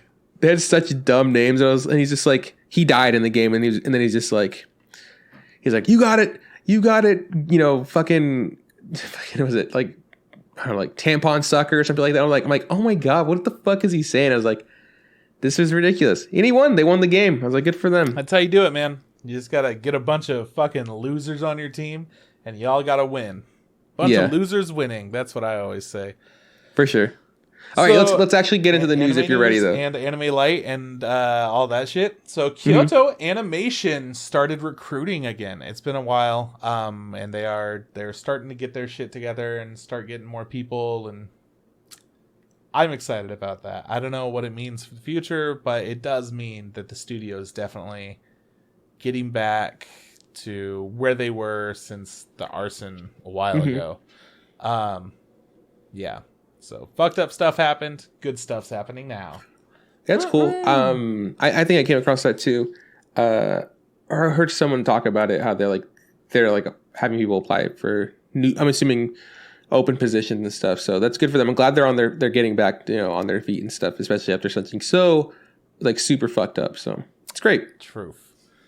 Next up, this is huge news for a lot of just slice of life manga people. Ijiranaide. I'm going to say that that's not at all how you pronounce it, but Ijiranaide. There we go. That's more correct. Nagatoro-san is getting animated, dude. It's getting an anime adaptation. It's doing it. Great. I don't know what this is, but I'm really happy for them. This is amongst one of those like, oh, it's never going to get an anime kind of things that people always talk about, like Komi-san. Like that one's never going to get an anime. People say it all the time, like it'll never fucking get one. This is another one of those. So a lot of people just call it Nagatoro. Anyways, it's getting adapted. Whoa! I'm sure you've seen some pictures here and there of what it is, but anyhow, moving on to more exciting news than that. Fire Force Season 2 is listed to have 24 episodes across 4 Blu-ray discs or 8 DVDs, depending on how you want to get it.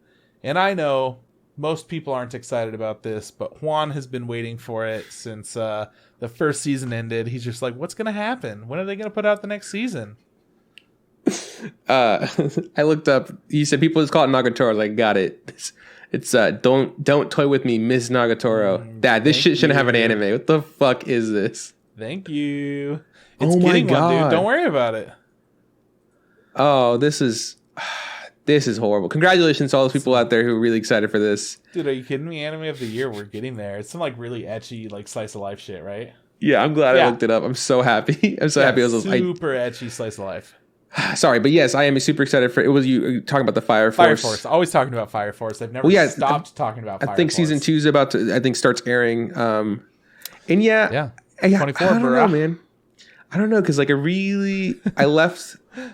That was one of those shows where like I kind of liked it in the beginning, had a real huge lull, and then by the end of it, I was like, I'm liking some of these characters, but not to the point for me to be like all in it. And it sucks because I was really hoping it'd kind of give me like Soul Eater vibes, because it's, it's written by the same dude or whatever. And I remember really enjoying Soul Eater and like really going through it and like, thoroughly enjoying the characters and enjoying the plot, except for like the ending that felt super rushed.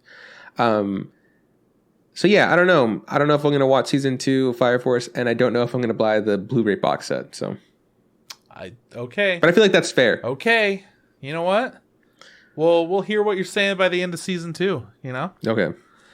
Dr. Stone's Stone Wars is scheduled to broadcast in January 2021. Bro, we going to war. We're going to Stone War. It's going to be nuts. Yeah, I'm excited about it. I'm not like crazy excited because I don't care too much about Dr. Stone, but it's a really easy watch. It's like a slice of life shonen, kind of. It has an overall plot, but it does feel very like episodic. It's something to where if I were to watch this as like a kid and I just happen to catch an episode here, I'd be like, I want to see more of that, Mm-hmm. I think I really lost interest after they changed the intro song, because that fucking first intro song, oh yeah, fucking banger. But yeah, it's fucked up. They're bringing it back for the second season. I would say I'm more inclined to watch season 2 of Stone, Dr. Stone. Oh yeah, me too, absolutely. Than Fire Force. Yeah, I know where you're coming from. 100. Hey, Funimation and Aniplex of America are gonna bring Demon Slayer, Kimetsu no Yaiba, the movie, Mugen Train to theaters. Are you excited about that? No, I think it's super funny. I just realized that Funimation, who I shit on all the time, and Aniplex, some people, they just kind of always disappoint me, are going to be doing the most amazing thing. They're bringing a show that I don't give a fuck about to theaters. But we'll watch it if it comes here, maybe. I'm not. I haven't. Dude, we have to. I haven't seen. We have to do it for the pod. It doesn't matter if you want to or not to. But I do think it's interesting that they're saying they're bringing it to theaters. So I don't know when it's anticipated to release exactly, but it's gonna be a bit, man. I'm gonna guess 2021, just because like even shit that's like that is supposed to be being released now, has been pushed back. Like Tenet, the new shit from what's his name? He's the guy that did Inception. Do you know the director? I sure do. Christopher Nolan. Yeah, so the new Christopher Nolan was supposed to actually be one of the first movies that was going to be in theaters. after the whole COVID stuff, and he was like, he's very adamant. I'm not going like direct to home, video on demand. Is like, this is gonna be in theaters. It has to be in theaters. And he's just like, this is the date. And shit did not go super great with like the COVID here in the United States. So they got pushed back. So obviously, even if a movie like that's supposed to be super big is getting pushed back, there's no way that the first thing that's going to air on this stuff is this new Demon Slayer movie. So my guess is like mid to late 2021. Pretty good guess. That's all the news that I have for you this week. Thank you guys so much for tuning in. This is bye from Chris, and don't forget to add hot water. What are you doing? Look, man, okay, so here's what I'm really doing. Anime Expo Lite was one of the most disappointing events. Not going to sugarcoat it. I mean, you know what? It is what it is. It is what it is. Because normally we would be all hyped and we would be getting pumped for weeks, and then we would go down to LA and we're all getting pumped and we get our pre-reg done and we're all just rubbing each other's tummies, having a really good time. And then we go and we get some ramen, and then we keep rubbing those tummies, baby. And then we'll fly down to Curry House, which no longer exists, and we keep rubbing each other's tummies. We get friggin' blasted, go watch some anime, look at some cosplayers, spend too much money on art, rub each other's tummies, and then we head back to the hotel room and have like a sweet recording session. But instead of all that tummy rubbing, getting blasted with anime, we just sat at home alone, didn't even get to fucking watch it with each other. We didn't get to participate in this in the way that we would have liked to at all. Mm-hmm. But you know what? I'm just insanely disappointed. That's all. That's all. I mean, oh man, okay. I did not expect that to happen. Well, look, that's why I'm being so fucking bitchy about it. Let me tell you, dude, there's not going to be anything important that I tell you at all during this. Because you know why? Anime Expo got canceled. Nobody planned on Anime Expo Lite. So they gave us like the lightest shit they had. Yeah. A couple of things tried to go hard, and they would have been dope as fuck if we were actually like in person. But instead it was just like, I mean, we didn't need this. Yeah. No, okay. All of Trip stuff being, stuff aside, all the stuff being, don't listen to any of that. We're gonna take this, we're gonna take very seriously, super serious. All of Trip stuff being said, Anime Expo Lite did not live up to anything close to what an Anime Expo really is in real life. And because of COVID and because of the situation that the entire world is dealing with, it was absolutely the right call to cancel Anime Expo, without a doubt. Oh yeah, I would have never wanted to go there. Yeah. Now, was it the right decision to make Anime Expo Lite a thing? Who knows? And I know. And the reason I say, okay, and I know you know why you know, but the reason I say who knows is because obviously it wasn't for us. Like, you and I did not enjoy this experience like we would at an actual Anime Expo. But there are a lot of people who really appreciated Anime Expo doing something of some sort. Name one person. I don't name one. I don't name any of those. I don't know any of those people by who they are, because I wouldn't fucking hang out with them. But that's what I thought.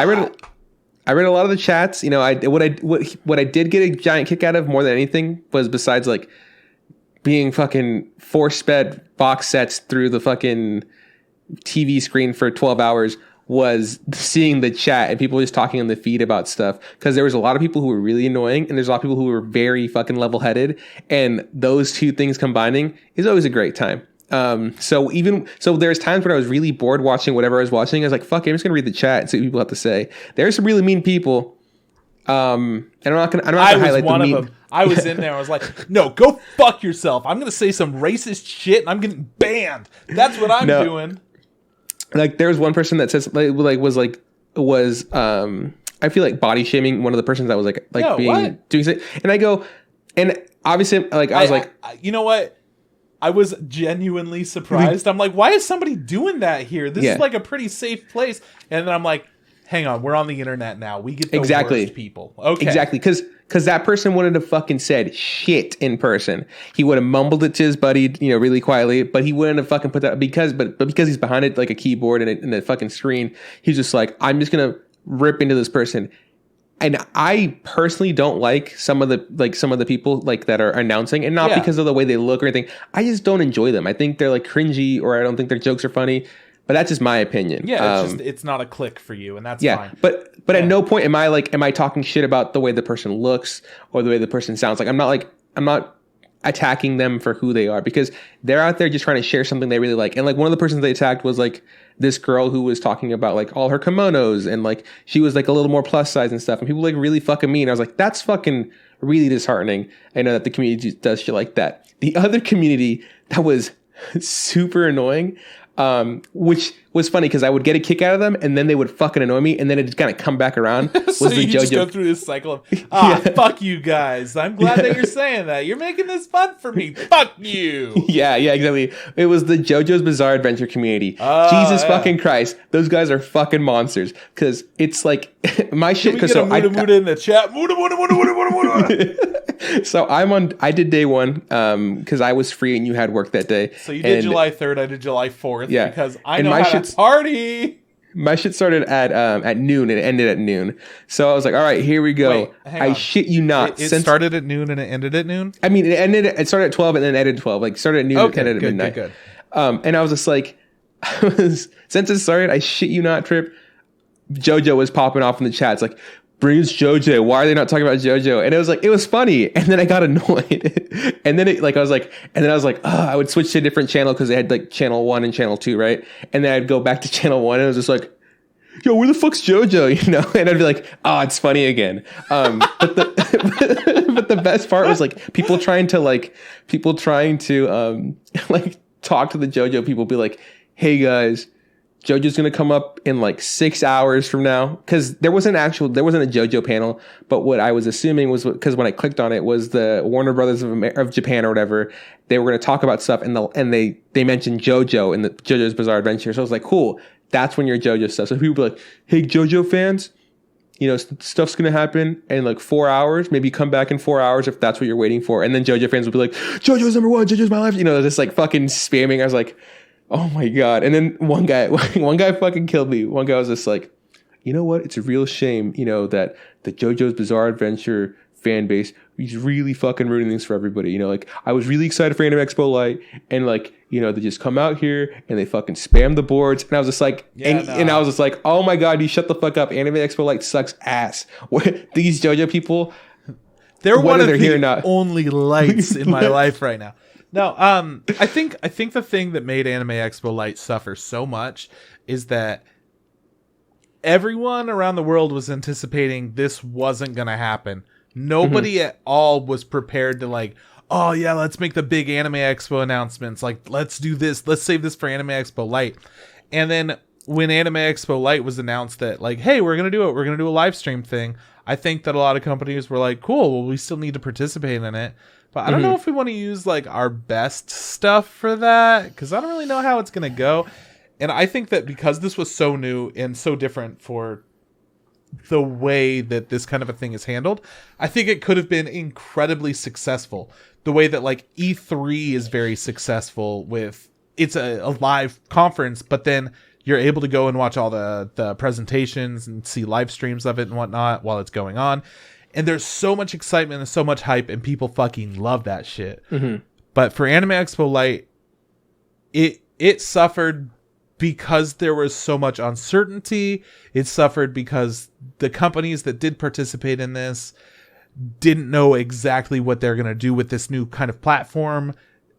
The whole thing felt weird because Anime Expo is great and they do an amazing job. Every year I've been blown away. And I think that going into this, it had some really cool things, having 2 different channels for the different kind of schedules and being able to give us all different kinds of content. So you can see like a press panel, or if you don't really give a fuck about manga because, who reads manga, right?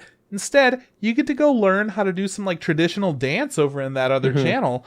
And it's really cool. The fact that you are able to talk as that community and you're able to participate in the chat is pretty cool. Even though it gets flooded with a lot of people that are hateful, or you only see JoJo's Bizarre Adventure quotes and shit, like whatever. There's still a lot of opportunity here to do something cool.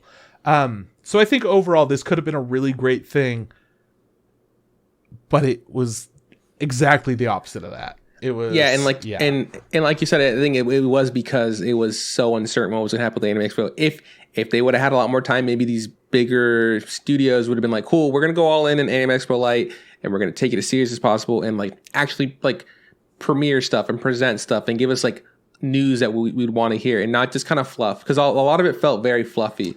Like I said, sometimes since I did day one, I went through all of them and like I wrote down what I actually want to watch, and then I thought about it like hey, if I were actually at Anime Expo, I would watch maybe 2 of these things, maybe, out of like the entire programming for like, that day.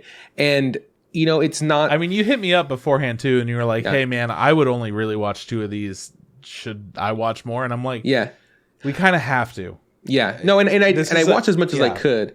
Because I started from the top and I took notes on some of them, and then I realized it doesn't really make sense to take notes. I'm like, this is good taking notes, and then at a certain point, I'm like, this person, it was what you thought it was. I'm done with notes. And like we said, this would be really cool if they did it in the future. I think it'd be dope if like, say we have Anime Expo next year and it's like back to normal. If they did do some sort of live streams and they really tightened it up and they really did a better job of like screening what we see there, because it is cool that they were willing to give all this stuff for free, because honestly, it was cool. I mean, they took a huge hit, and there were still advertisements on Twitch, but it's not even close. It's not to the same. It's not the same as all the revenue it brings in for people actually going and seeing it. So they were advertising exhibitors and stuff and doing an online exhibit hall type thing. Which is nice, but doesn't help. It isn't as helpful as the real thing. Because honestly, we could all just Google figures. We know how to find them. We're fucking weebs. It's in our blood to find that shit that most people don't know where it is. But something about it being in front of you, being like, I want, and grabbing it. There's a certain charm to being able to buy my figures at expos, because so many times I'm like, ooh, that's a fucking good one. I'm gonna wait. But this whole room would just be full of figures if I didn't restrain myself. If you didn't have self-control, That's pretty much where I'm at with it. But they have like links for where you could buy manga, where you could buy figures, where you could buy all different kinds of weeb shit, which is cool. They're trying to recreate it as an online experience as best they can. And it's just not possible to get the real thing. There's something like the exhibit hall being there. They did because all these exhibitors, they plan on these events to sell their merch and whatnot. And it does show that Anime Expo and SPCGA, the people that run Anime Expo, they really wanted to make an impact on all the different communities, because it's not just us fans. It's also the people that are in the industries that are involved with anime. So I thought that was cool. They did a lot of positive things. Mad props on them trying. It just didn't feel right. I think it needs more work, and I think they can do this successfully in future years. If Anime Expo is still like a thing that like we can physically go to it, they can figure out how to make it so some people can get some Anime Expo Lite stuff at home for free. That way people feel like, hey, I wasn't able to go, but at least I'm able to participate in something I really care about. So props to them for doing that. I'm gonna run through day one, and like there's not. We're just gonna do a fucking sprint, dude. We're gonna shotgun first. I'll go second. Boom, we're done. There you go. Yeah, exactly. It's like we're not gonna focus too much on it. The only thing I'm gonna focus a little bit on is Aniplex, and that's because God, man, they deliver, and they always deliver in the perfect way. Trip. So the first thing I got to see was a panel on Yen Press, and they do mostly like manga stuff, light novel stuff. So and the people who were like doing the panel was, I think it was like I don't know what his title was, but he was an actual guy from Yen Press, and there's like 4 or 5 of the people who like were translators. Yeah. And they were talking about like a lot of upcoming light novels, and even some of the light novels they were talking about were like things that they might even themselves be working on, you know? So it was kind of cool to hear them talk about like, you know, this is like, well, this is the future and stuff. The only downfall to that is like, I don't really read light novels, so it doesn't really like, and they named a lot of titles. I'm like, cool, I'm not gonna write all these down because I don't fucking care. Well, okay, so I will just say this. Yen Press had another presentation the next day. Panel, okay. And I couldn't watch it because they straight up, and I'll explain that later, but they said like there are going to be spoilers during this whole thing. I'm like, okay, well, I'm fucking out. But they seemed like really chill people, and it essentially seemed like I was about to watch like a podcast. No, it for sure felt like a podcast. It felt like a podcast. They would like bring up the new title, and then one of them would be like, cool, it's my turn to talk. And they'd be like, yeah, this title is this, quick summary, and, you know, check it out if you're into these other kind of things. And they kind of kept it pushing like that. Yeah, so which was is really great. Cool. I thought that they had a really cool format, and I was bummed that I didn't get to watch it, and I'll explain that. I felt like their format did feel like this is the format we should be going for. Yeah, because that's like, this is my favorite panel was also kind of podcast. It was more so like whenever there is a panel at an expo, they'll have their host or whatever. There's a moderator name for it. Yeah, their mod. Yeah. So they have a moderator there to kind of keep things on track and ask moving, questions and whatnot. And I feel like that format, just like keeping a podcasty type thing where you could just vibe and talk for a while, and then your moderator reels you in and asks a new question. That's the way to do it. And I think the ones that I watched that were the most successful were in that format, were the moderator format, were like separate windows and, you know, people taking their turns and speaking, and then having a little break in between where they would talk to each other, and then they would kind of reel it back in and keep talking about whatever the thing was on hand. I did want to note that I think this one was I was watching on Twitch, and they had like 3,200 people in the live chat at that point in time. And I was like, I'm interested to see how these numbers, when I was able to record numbers, like I wonder like which ones will have like more like higher or lower numbers, because there's no way that is going to obviously collect like everybody that was going to go to AX was going to also watch Anime Expo Lite. So like the whole day, like nobody was going to do that. Yeah, no way. Okay, the thing after that, so that was that. The thing after that I watched was the history of like Japanese visual pop culture exclusive preview of Repro Japan. I was like, what could this be? And this is where I sent you that Snapchat where it's like exclusive. You're like, well, I have to watch it. Yeah, and I sent it to you, and I sent you the Snapchat of this guy. He was like in glasses, a bow tie with stripes, and a shirt with stripes. His name was Christopher. I'm like, this guy fucks. There's no way this guy doesn't fuck. And he's like a teacher in some sort of college here in the United States, and he was talking about an exhibition that they're putting together in whatever college he's from. I didn't write it down, but he had two other people that were like also curating the museum thing with them and talking about how Japanese pop culture started from where it began and where it is now. And a lot of it began with like the creation of the printing press, right? And like the ability to print text and stuff like that and like make copies and stuff. So it was interesting, but it was also like kind of boring. You know, I was just like, okay, cool. Yeah. Like I was like, I get it. I get this, but it did feel like lecture. Yeah. It's a little bit hard because certain people are able to convey information in a more fun, easy to listen to way. And then there's also that lecture situation, which you're talking about. Which, and it did feel like a PowerPoint in a lecture. Yeah. You want to learn it, but man, it's just not for you. Yeah, exactly. And the thing is, like, if this were like an exhibition, like the exhibition of Junji Ito at, you know, Crunchyroll Expo, like we had to walk through and look at that stuff, I would have probably been having like a good time with it. Like as someone who likes that kind of stuff, I like, you know, museums and stuff. So like, I probably would have enjoyed it physically as an actual person walking through it. But having someone talk to me about it, you know, very lecture style format, and then he would do his piece and he passed it on to his next person, and then the person after that, and I was just like, okay, thank you for doing your thing. It's just not for me. And at that point, I think the live chat was like at I think it says like 1,200 people. I was like, it makes sense. Maybe it's like lower, and maybe people from that channel switch to the next channel, like to watch something different. The next thing I caught was the Aniplex panel, and this one was one that I was like, yeah. For some reason, there's always when we go to AX, we somehow I feel like always end up at the Aniplex like industry panel. You got it. And we like it's like, and the thing is, like, you and I have talked about this, and I talk about Sierra and Kyle. It's like the guy who runs the AX panel, I'm pretty sure his name's Anthony, and I just don't really like him. Like, he's got corny jokes. He's cringy. For all I know, he's a nice guy, but God, every time he fucking says something, I was like, God, this guy sucks. And then I was driving back with Sierra, and I spent maybe like 5 minutes ranting about the Aniplex panel, and it just ended with me being like, you know what? Fuck that. I should run the Aniplex panel. How hard could it fucking be? You know? All right, Aniplex, you heard it here first. Get this fucking idiot up on stage. And the thing is, like, okay, so here we go. So usually the Aniplex panel, it's just a lot of us rolling our eyes and be like, ugh. And so I was just like, right? Ugh. So my head was like, well, it can't be worse than the Aniplex panel I go to in real life. And I was like, oh, was I wrong, dude? So the Aniplex panel was one of the only ones that I watched that was pre-recorded. I don't know if any of yours was on day 2. Yeah.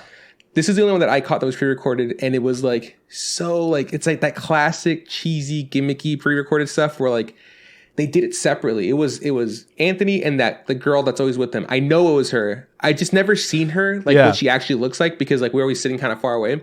But when I heard her voice, like that's the girl. Well, she normally wears wigs and stuff too, I think, right? Mm-hmm. She's all, they're always like cosplayed up and she always has like dope like eccentric outfits. So like I know who this is. But they did it separately. Like they would play their video, they would play whatever the clip was that they're promoting, which is like a trailer or something, and then come back and talk about whatever something. So they went back and forth. So they didn't do it together. Maybe for let's see, like social distancing purpose, which good for them. Aniplex being really responsible, social distancing, I can respect that. But like when I see like classic cheesy gimmick stuff, like Anthony's just like, hey, we've been talking about light novels for a while. How about we talk about anime? And then he says something like, he's like, let's watch some anime. And he points like a remote control to the camera and goes, click, like that. And then the anime starts like a fucking shit. Well, that's like, some like class presentation shit, right? Yeah. Like that's some high school freshman is going to make this fucking rad joke during a presentation.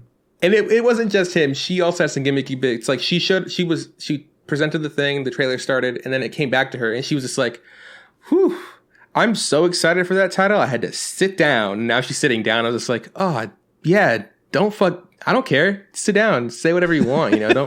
Don't fucking point it out. And then people in the chat was like, obviously pre-recorded. I was like, yeah, dude, no fucking shit. And then the last really gimmicky one that really got me was Anthony comes out. And he's just like, he comes out of his like apartment and he's like 2 bags and he goes like, oh hey, it's time to go shopping. And then they cut to like, fucking slideshow of what the shit that they're selling. I was like, oh, dude, what it is they had the built-in sparkly effect that like every Adobe window has, or like Final Cuts, like, the like sparkles. And then it had the generic kids, going, yay.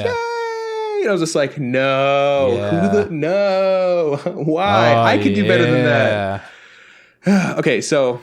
Dude, speaking of you could do better than that, you could do better at a lot of things. Like, yeah, for sure. I could probably do better at the podcast. You're a talented boy. But if you were to go back in time and tell your child self what he should focus on doing, what his goal should have been, would you tell him to be an animator?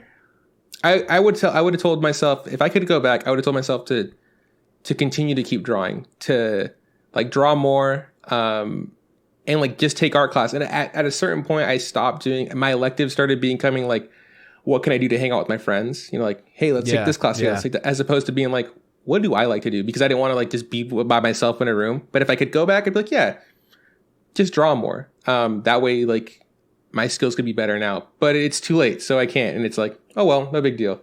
But yeah, I would. And would I tell myself to be an animator? Maybe. Maybe if I knew that I wanted to be one sooner, I could have focused on it sooner. Yeah, pretty much. Yeah, that's. But I wasn't sure if like animating, all that stuff that you're doing right now. I wasn't sure if that would have been like your goal, or is this your compromise to where you're like, I wish I could have done that, but instead I'll do this because I think I could get good enough to do it at this point.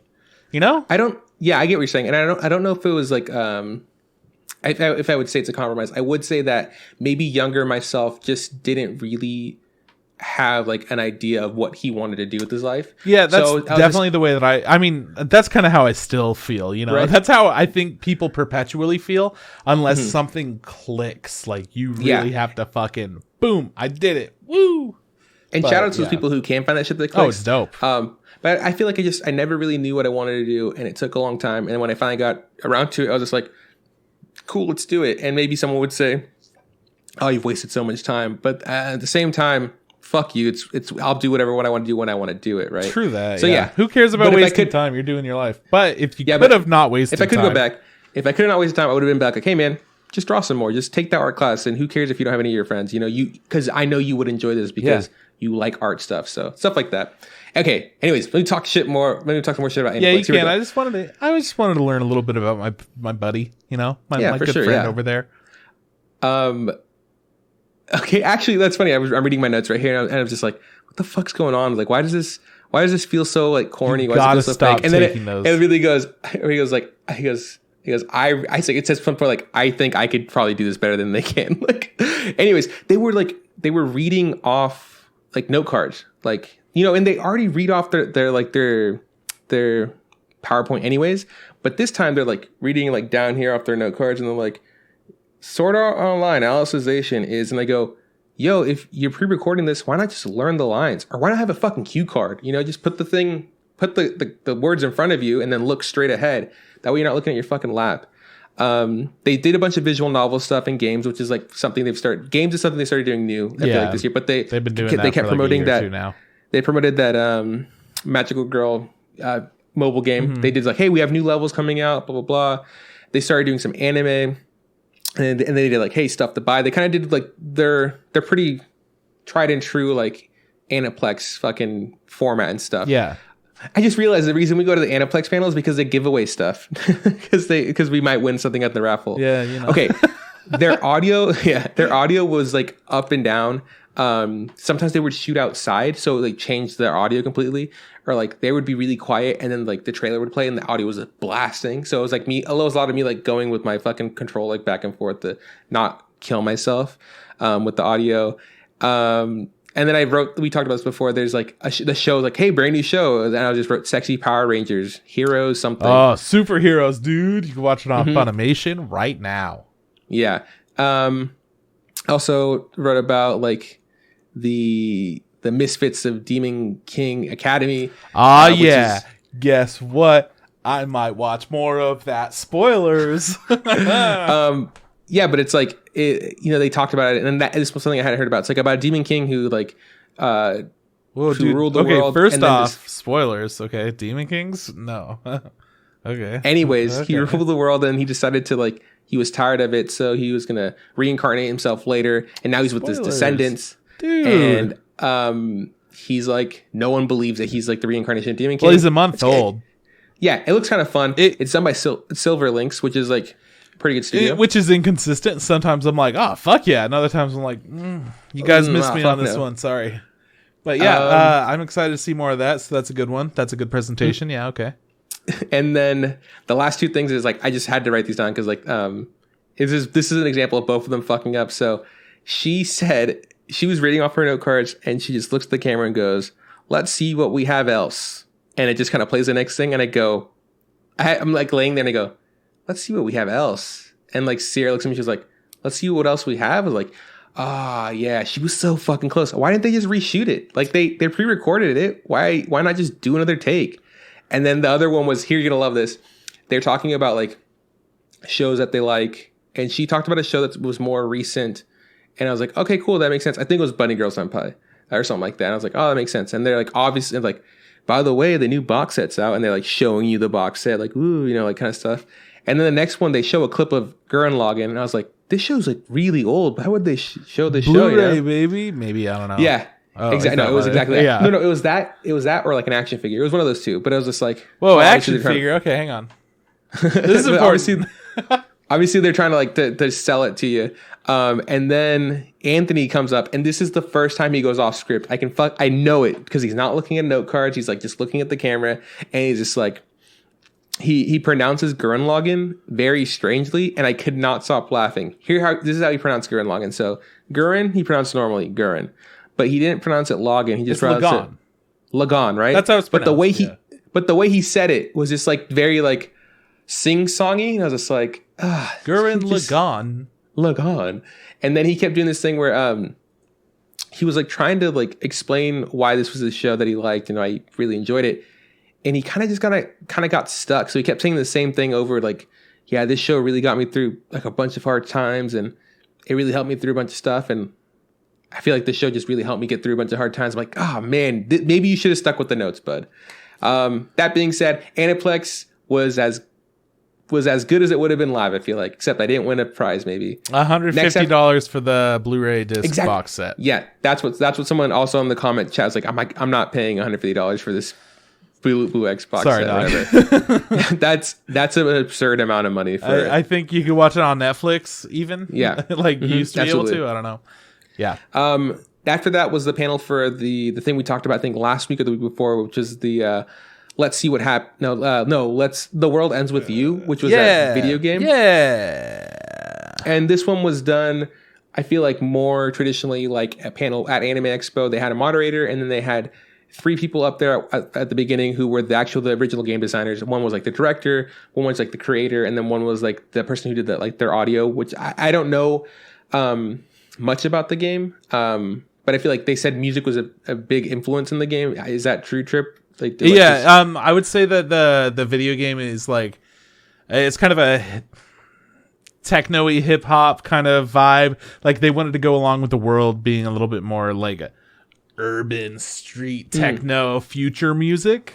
If that makes sense. Well, yeah, I think that's what they're like. What I got the vibes from, because they were saying like, "Hey, the music for this." The main character has fucking headphones. Let's just put it that way. Yeah. Well, he was saying that like the game has become like a cult classic after so long, and they were kind of surprised that the game got picked up for it to be turned into an anime. And they were talking, they got asked questions about like, "Hey, what was the process of making the game like?" And like, "What was the music like?" And they were all very like, I think, very chill about it. The guy that had the artist sign was the audio guy, because he's just like, yeah, man, I just kind of made the music and they liked it. So you always get that one guy in the panel who's just like, I don't know why I'm here. They look, dude, invited me. I did my job and I did it well, and you guys got to ask me some very specific questions. Honestly, I just made shit that sounded good. Yeah, so those guys were cool, and then they invited the director for the anime that's going to come out, and they asked him some questions. He wasn't able to give like any spoiler stuff, so anytime someone tried to like sneak in a question, he would always kind of answer with the very political like, "Well, I can't talk too much about the show, but I can kind of give you a little bit of this information." The biggest news that he was able to drop was like, it comes out 2021, which is like kind of what we all assumed, but obviously he doesn't want to spoil too much. Right. He did get to show us like their studio work and like some of the like their animations and people modeling stuff, and it looks like he said it's going to be 3D. It's 3D animated and stuff. And when I mentioned this to you, like you were saying the game is 2D, and they doesn't make sense. The game's 2D. Yeah. And they brought it up, and the guy's like, "Oh, why do you guys go with 3D?" And he goes like, "Well, he's like, I felt that like the story could be told properly in 3D. There's a lot of things, they save money that way, and there's a lot of, I don't know, there's like benefits to it." And he tried to explain why, but it was like one of those things like, I feel like it might not have been his call, it was just someone else's call. But he said a challenging part was trying to transition from that 2D to 3D look, and he feels like they did capture it. I don't know because I didn't play the game, but they did play a trailer for it, and it looked pretty good. Like honestly, like I was like, this doesn't look bad. This looks interesting, and it has that very stylized. It has a very specific feeling to it, and a Kingdom specific Hearts look, right? Yeah, that we talked about in the past. Just giant ass feet and hands, but this time they're listening to music. Yeah, and then the last person they brought on who wasn't actually physically there was the original voice actor for the game. Okay. So they asked him some questions. I'm pretty sure those are pre-recorded, but like he said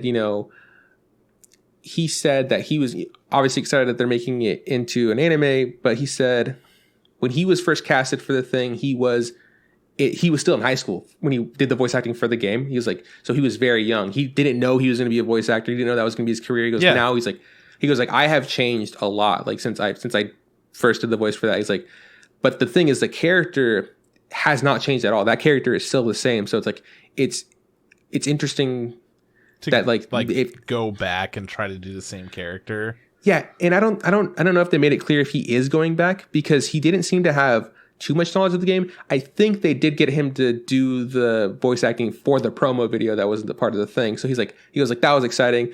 It was a little bit of testing his voice to try to make it as original as possible, but obviously not being able to hit it perfectly. So maybe they don't use him. I wasn't super clear, but he did have a couple questions for the director, which was pretty fun. He's like, hey, yeah. One of the questions was like, this game is set in, Akihabara.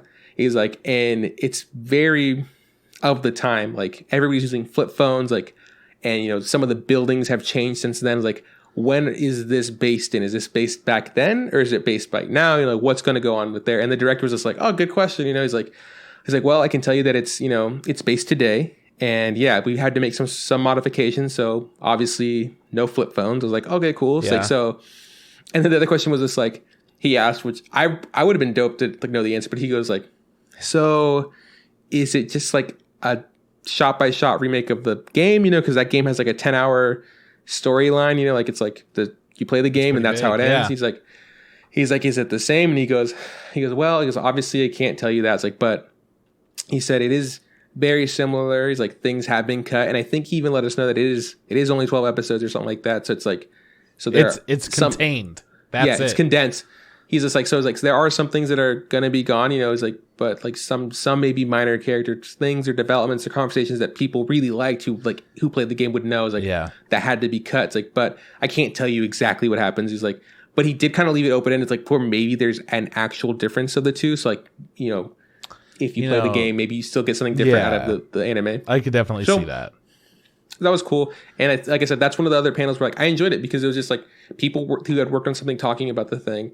And there was a moderator there to be like, all right, let's guide this conversation along, Dude, throwback to you being like, this is going to be a short one. Sorry. I mean, it's all right. I mean, it's not even that short. We did spend an hour camping for an hour. We did talk about camping for an hour, and we also talked about fucking, I don't know, Tom Sawyer and She-Ra. It is what it is. Here's the last thing that I got to watch was the two producers for Lupin the Third, who they worked for TMS Entertainment, who has had, I think, Lupin forever, and has been, doing a lot of different versions of them, like part 1, part 2, part 3. And they weren't actually promoting, I feel like, any specific Lupin thing, because I know that there's a new Lupin 3D movie that hasn't been released, but they weren't promoting that. Like, it was like, no, we worked on this other movie, but we also work on the show.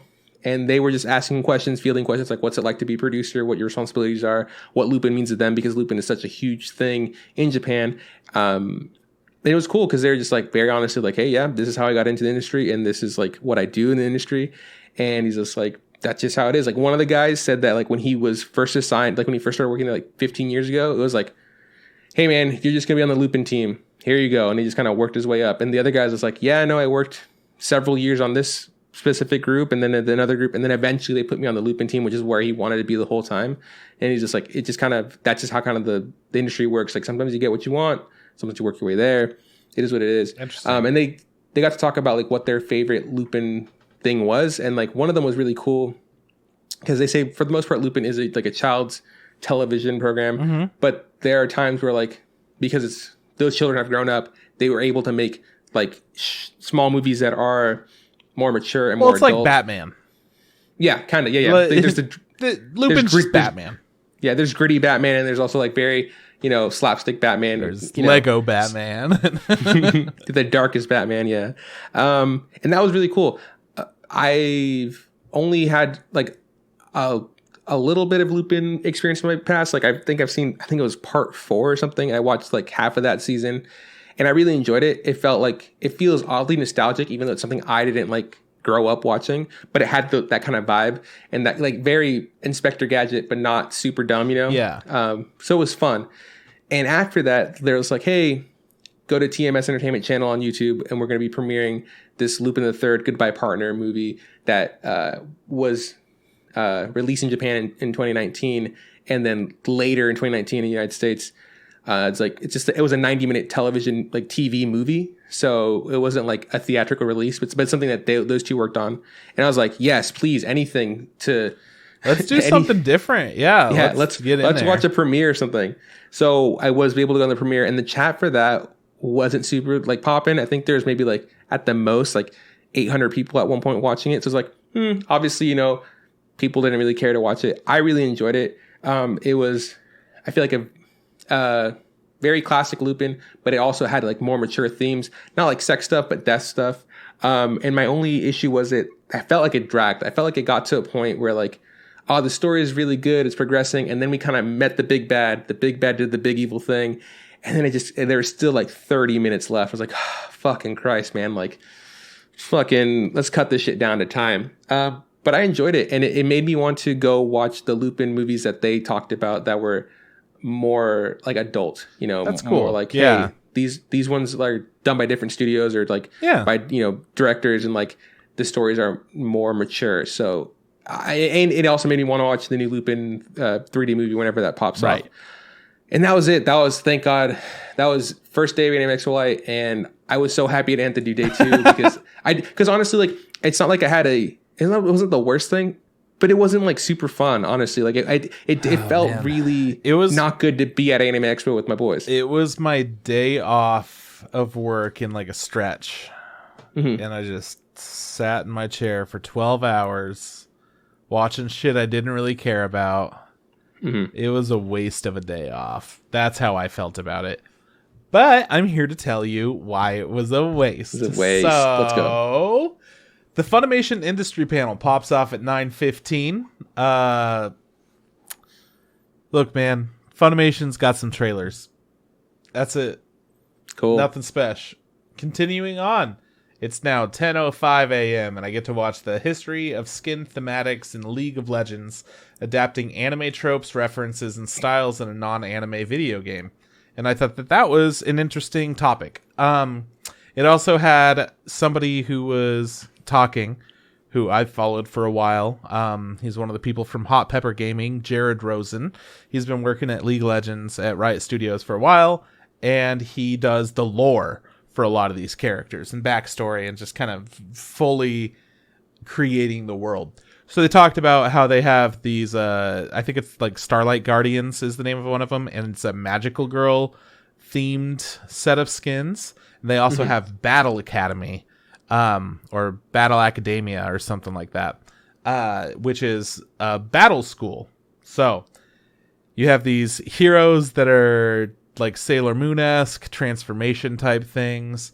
And they talked about having to convey the entire world as much as possible in a skin, because they have a whole story for this world where all the characters fall into place, where they come from. Essentially, they're like alternative universes for the characters of League of Legends, because the characters in League of Legends also have backstories and shit, but then they have backstories for the skins for like special stuff. You could pay extra money to get them.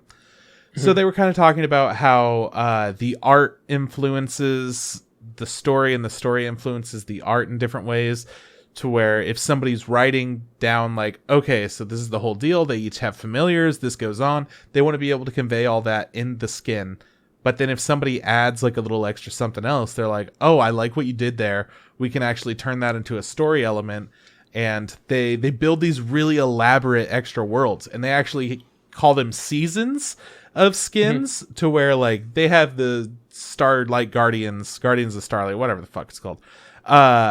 They have the whole first season is focused on heroes, second season is maybe villains, and the third season is this. So they're kind of exploring the different ways that they want to do this and do different kind of story arcs within these alternative universes where the skins exist in the worlds.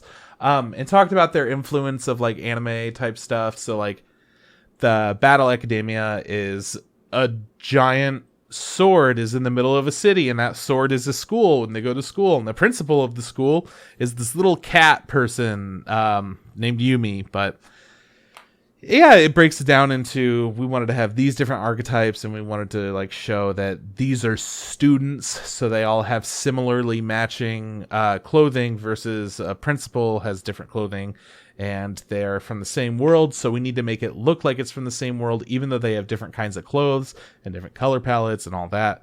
So they talked a lot about that, and I thought it was really interesting. If you're able to go and look that up and you're a fan of League of Legends, I think it's definitely worth checking out. I'm not a huge fan of League of Legends, but I am a fan of world building. And it was really interesting seeing how like the art team will influence the lore team, and then that lore team is able to influence the art team. And they even showed like a skin that did not work. They were doing the Starlight Guardians and wanted to make one of the like grossest, most ugly characters have one of these like magical girl skins.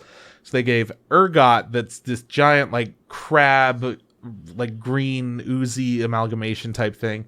They gave him a Starlight Guardian skin, and it was all pink and starry, and his ooze was now like bright pink glitter stuff, and it looked really bad. So they decided to redo it and do something totally different because that did not work. And they made him, instead of it being Starlight Guardians, and he was a Starlight Guardian, they made him a fan of Starlight Guardians. So they made so they made him a cosplayer, and they gave him like a big old cosplay for it. And it looks really good. They did a great job. So yeah, at that point, they decided that in this world, Starlight Guardians are well known. They're huge fans of them, and fans come in all different kinds of shapes and sizes and colors and worlds. And I was able to check them out. They look pretty cool. Yeah, honestly, all of the skins look really cool. You could tell that this team is putting a lot of energy and effort into it. So during this chat, they did have a moderator. They had the lore person, they had the art person, they had a director, and the director guy is like, yeah, I'm more of like a sci-fi kind of guy, so yep. And they're like, why are you here then? We're talking about anime. There's always, that's a good panel when you always got that one guy that's just like, they just invited me and I got like 2 things to say.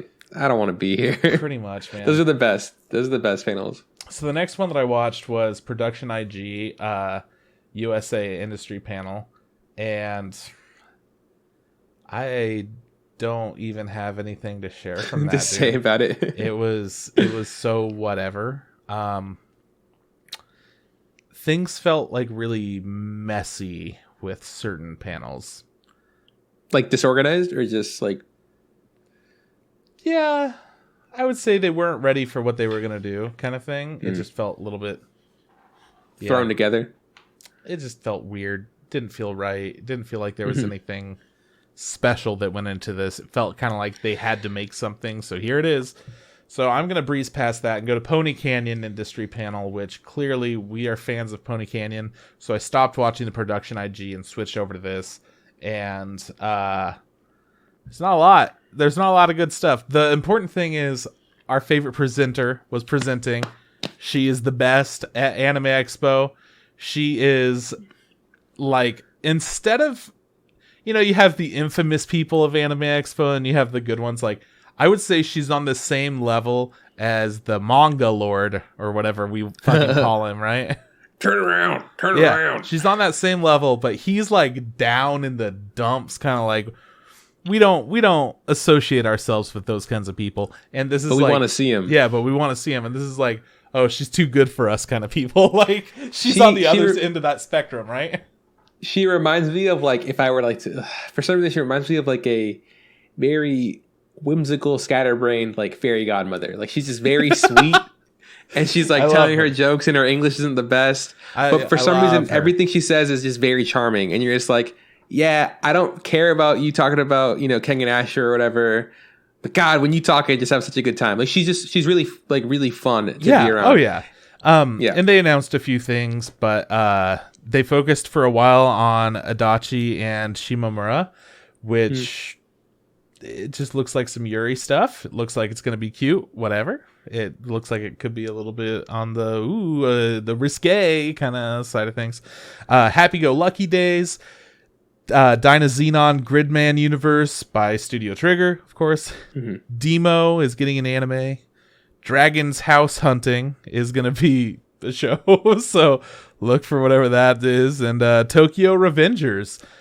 Ooh. They talked very briefly, pretty much just mentioned the names and the plots of them, and then moved on.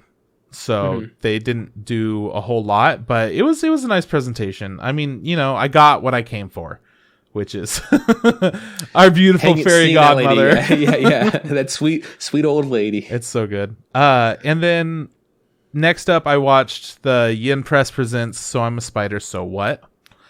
And I stopped in. This started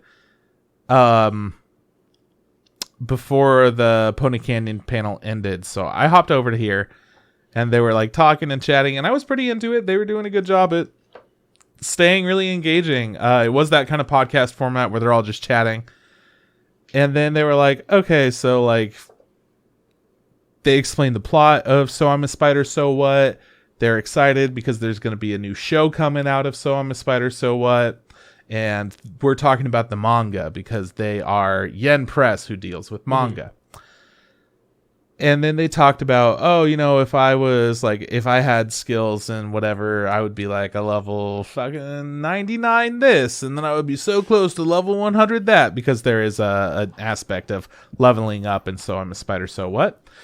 Which, for those of you who don't know what it's about, this girl gets transported to another world. It's just another isekai, but she becomes a spider, and there are some like level and experience type things, but not in the same way that like slime works. This one's a little bit different than that. And I liked reading it. I don't know if I'm gonna like watching it. It's got a lot of weird 3D effects, but the 3D looks interesting. It's gonna be a Crunchyroll original, and so far Crunchyroll originals are like pretty solid overall. So we'll check that out.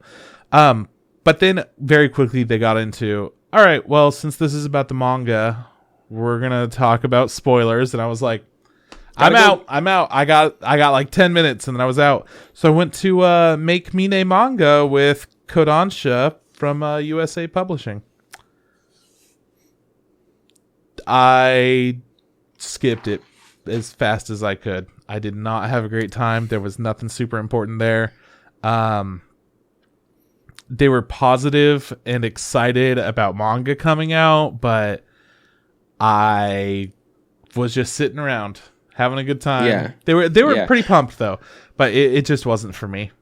And this wasn't one of those like culture things. This is like an actual panel, right? Because for people who don't know, like I guess we didn't mention it too well, but like they'll have actual like program things, and then in between they have stuff that is called like culture content, which would just be like any random person doing something like cooking Japanese food, or like doing like some sort of like martial arts, or showing us how to write in kanji. But this was an actual thing. Yeah. And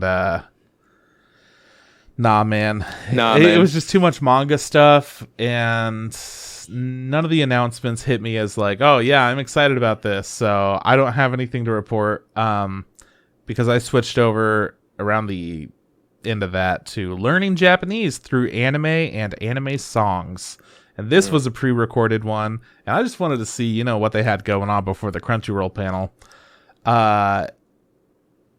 This was like a very fast, like, crash course on how Japanese language, like how the sentences work, what each thing means, how to say like, oh, I'm hungry for this, or I want to drink that, or whatever, and ask questions.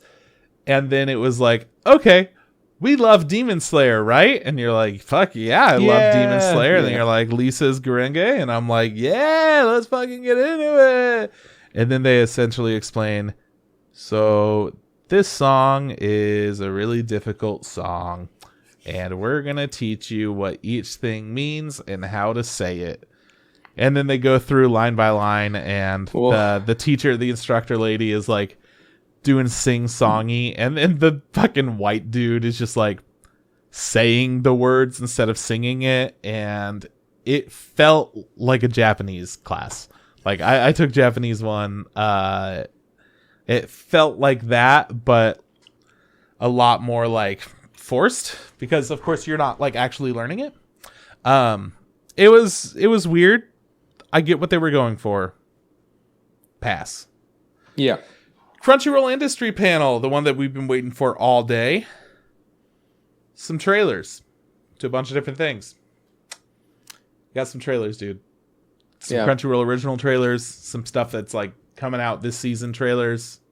Stuff that's coming out like this week. Yeah. Some of those trailers.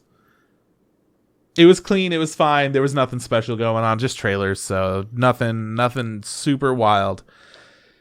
At this point, I stopped taking notes because I realized it's not worth it for anything. I hardly had any notes in the first place, but the notes that I did have were like, okay, so these things are being released or whatever. Anyways, next up, I watched a tiny bit of Painting the Skies, a conversation with the artists of that game company.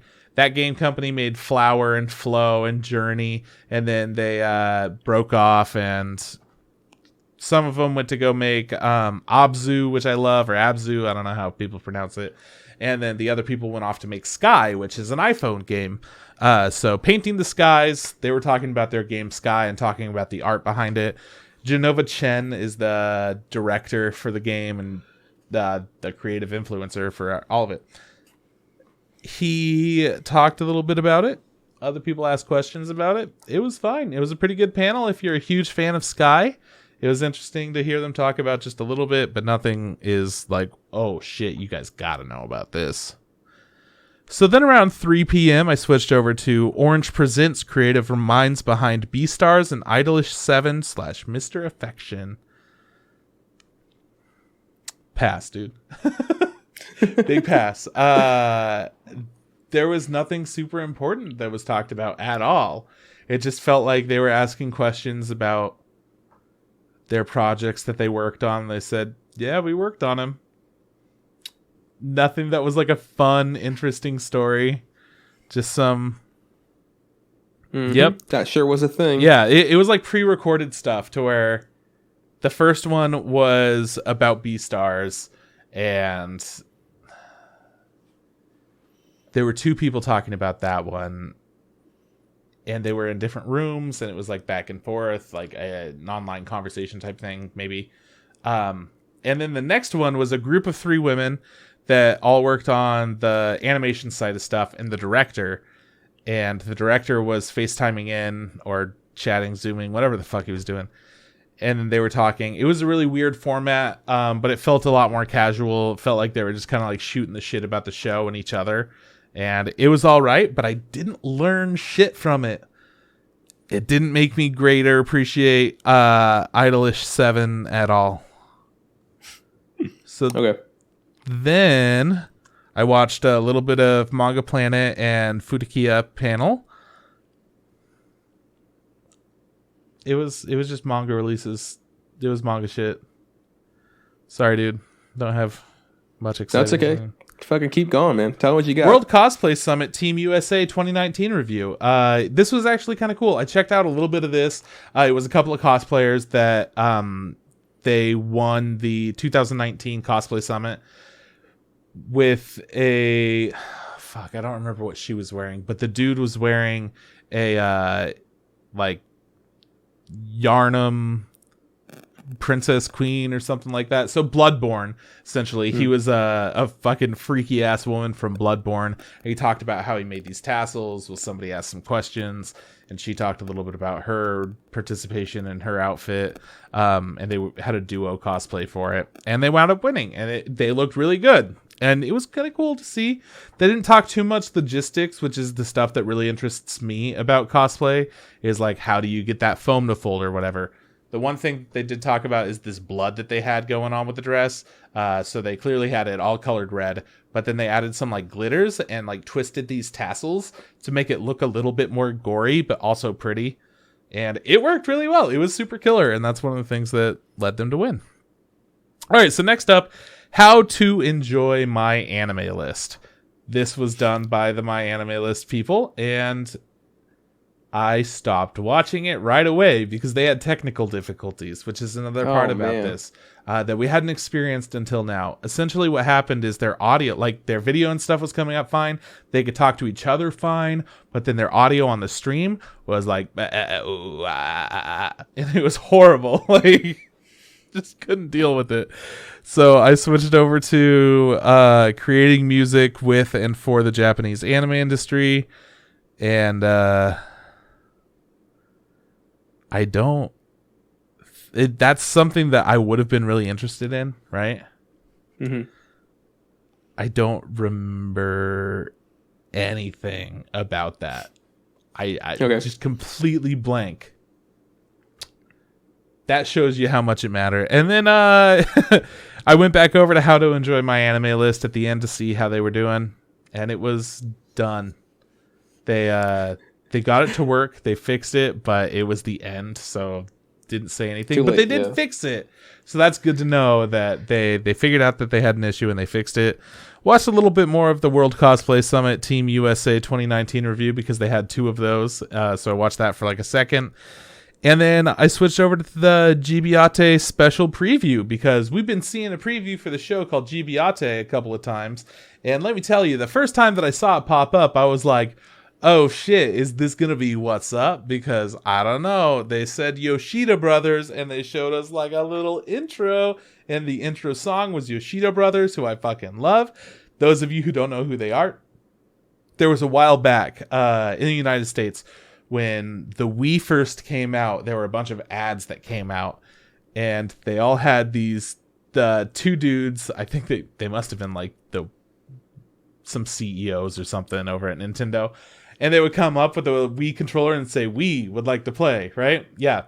And do a whole bow thing, and this sick ass shamisen music would start playing. I'm like, oh damn! They would be playing Wii Sports, knocking tennis balls all over the place.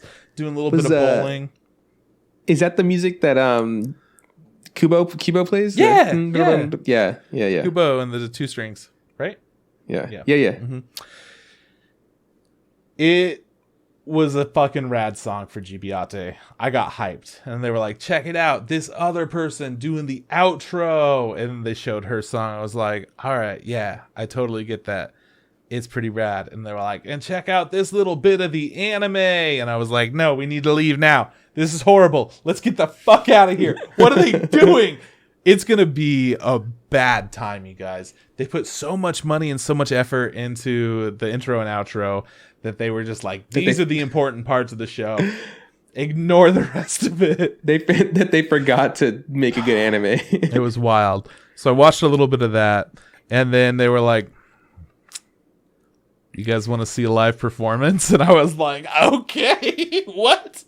So they performed the whole song live, which I think was pre-recorded only because the audio quality was really good, you know? And then they went and did the other one, the outro live, and I was like, okay, well, I don't really get it, but that's fine. So that brings us to the last thing, which is the Anime Expo Lite Lisani Live LA. It was a live J-pop performance of a bunch of songs from anime that I'm not familiar with. And I stopped watching it about 30 minutes in because I was like, I'm not getting as much out of this as, other people are, but I totally support it. And fucking huge in Japan right now. So that was it. There's nothing like normally during this we're like, oh, these crazy cool things happen. But honestly, during all of this, I was just sitting there thinking like, how did you stretch that into 50 minutes? What the fuck was the point of that? That could have been a 10-minute presentation. Like the whole time, it was just so much battling for doing anything super good.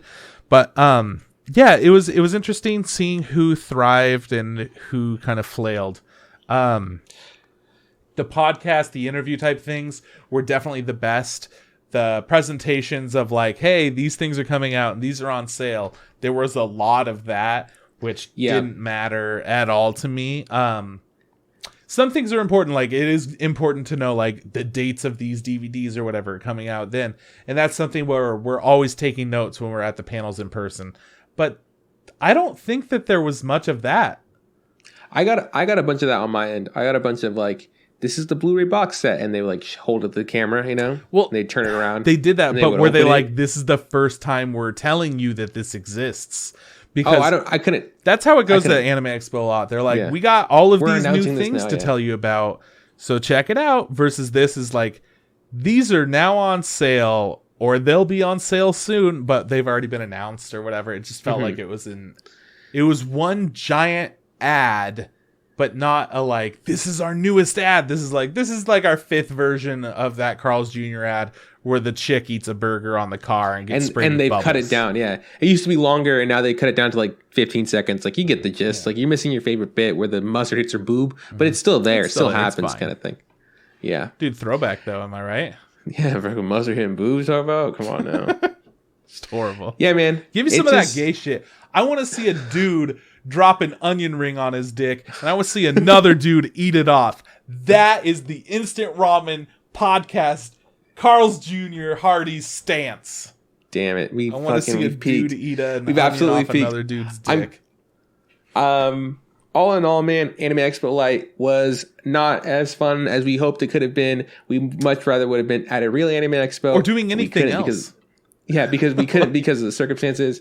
I think you and I talked about this, but I think this is something that they could continue to do and maybe keep working at it to make it work and make it more enjoyable. There's so much potential, and I feel like they are really close to figuring it all out. And when I say they are, I mean the industry as a whole. Like, because it's not on Anime Expo to be like to make sure that every single fucking panel is perfect, because it is a lot of that was like, hey, like I will do this, and some panels you could see were just way more polished than other panels, or just were better at doing this, like the yen press. I feel like they did really well. I was super surprised that they did as well as they did, but they just had a better format. It's like the people who I think who talked at you as opposed to trying to talk to each other and create a dialogue were the people who really faltered. And then there's people who just couldn't get shit to go right. Like, like you said, the audio for My Anime List didn't work. And I just think Aniplex as a whole, like their thing felt very gimmicky, especially with all it being pre-recorded. I just don't understand it. If it was pre-recorded, why was that the best version that was given to us? Unless it was done last minute. I don't see why they didn't take more time to curate it and make it as good as it could be. It just felt really poorly put together. Like there's just some really fucking rough edits where like someone is doing something and it cuts and it just like it just didn't feel like as polished as it could be. But yeah, man, I also think it's important to note that while this was also like happening, we had Funimation Con. Did you know about that at all? I had no clue. No, I was too busy doing Anime Expo Lite. Funimation Con 2020 was a virtual anime convention on July 3rd and 4th. And we chose to watch Anime Expo because that's tradition, baby. That's the news, You're going to get the hottest shit. But then there's other stuff, and they're like, yeah, so Funimation's going to bring the Demon Slayer shit to the U.S. We're going to be able to watch that movie. Let's go, boys. And we didn't get any big announcements like that from Anime Expo. So I feel like I'm okay. I think I'm okay with missing Funimation Con just because Funimation always kind of does something wrong. So it's like, whatever. I'm glad we did Anime Expo Lite. I'm glad that we've had our first introduction to this style of conventions. Hopefully it doesn't become the only style of conventions. I would hate this because I enjoy conventions so much.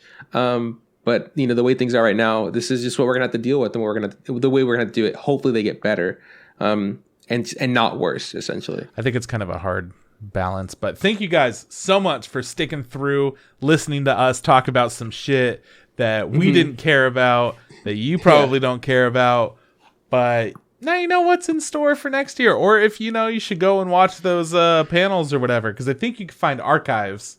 You should be able to find them somewhere, I'm sure. Or you can just watch that guy that I was talking about who's just like picture in picture in the corner going, yup. Yeah, watch that dude. Watch that fucking dude that Juan was talking about. For sure. Okay, so that's the show. Next week is BNA? I don't know. Maybe. But maybe. Guys. Tomorrow, Thursday, maybe Friday. I don't know. You're going to get a super special extra episode. Don't worry about it. We're going to talk about God of High School with our boy Miles Thomas. So we're doing that. Fucking the word is out there. God, you fucking put it out there. Yeah, we have an interview with somebody from Crunchyroll, or a rep from Crunchyroll. Somebody from Crunchyroll. Yeah, we're just going to be chilling. We're going to be doing our regular podcast thing. He's going to be on to promote God of High School, but also it's just like, it's our podcast. We're going to keep doing what we do. But now we got a new boy. Yeah, we're going to talk to this join guy every episode. Man, I really hope he doesn't listen to this episode and then comes onto the show. God, imagine him being like, yeah, I'm going to talk to these guys. Let me listen to the most recent episode. And it's 2.5 hours of us bitching about AX Lite and talking about gay shit. No, could you imagine that? What am I in for? It's just like, don't worry, dude. I feel like this episode's a fucking banger. And then we start talking about Anime Expo Lite, and then you can just throw it out the window. Yeah, so it's going to be a special episode. We don't know how long it's going to run, but it should be cool to talk to somebody in the industry who we haven't got to talk to in the past. We've interviewed people in the past, but no one of actual fucking no. You hear that, Kate? You ain't nobody. Got her. She's watched all of Fairy Tail. You guys, I love you so much. Thank you for listening to us do our stupid thing every week. Okay. If you like our theme song, check out Tom Nasser on SoundCloud and YouTube. Trip, where can we find us? You can find us on Facebook. Look up the Answer On Podcast. Same thing goes for Instagram. Look up the Answer On Podcast. If you want to tweet at us, tweet at Instant Ramen Pod. Podcast Interfit. And you could shoot us an email, instagrampodcast@gmail.com. While we were doing this, we were also streaming it. We try to stream every episode on Tuesday nights when we record it, sometime around 8, usually a little bit after. And shout outs to Plump Pigeon, who a while ago asked, do we toast our Pop-Tarts? My stance is, I don't eat Pop-Tarts. I don't toast mine, but I also don't eat them very often. They're very unhealthy for you. I think what it comes down to is it's better toasted, but it's way too much time, and the difference is negligible, so usually you're not going to toast them. Which one do you like? Do you even like Pop-Tarts? If somebody brought me a toasted one, I would be more stoked than somebody handing me a pack of Pop-Tarts. I don't know. I think they're not that good. Sierra likes the brown sugar ones, and I kind of fucking loathe them. I'll eat the strawberry ones. I've always wanted to try the really wacky flavored ones, but I'm just too scared to buy a whole box. S'mores is fine. There was a while where they were like, freeze them. So fuck it. I froze some s'mores Pop-Tarts. I don't give a shit. Whoa, dude. Fuck you, you know? Coming at me with your, oh, it has to be either toasted. No, fuck you. Freeze them. I'll see you guys next week. No, you'll see you later this week. Yeah, I'll see you tomorrow. Okay, this is bye from Juan. See you around from Chris. Hey, Trip, don't forget. Just add hot water.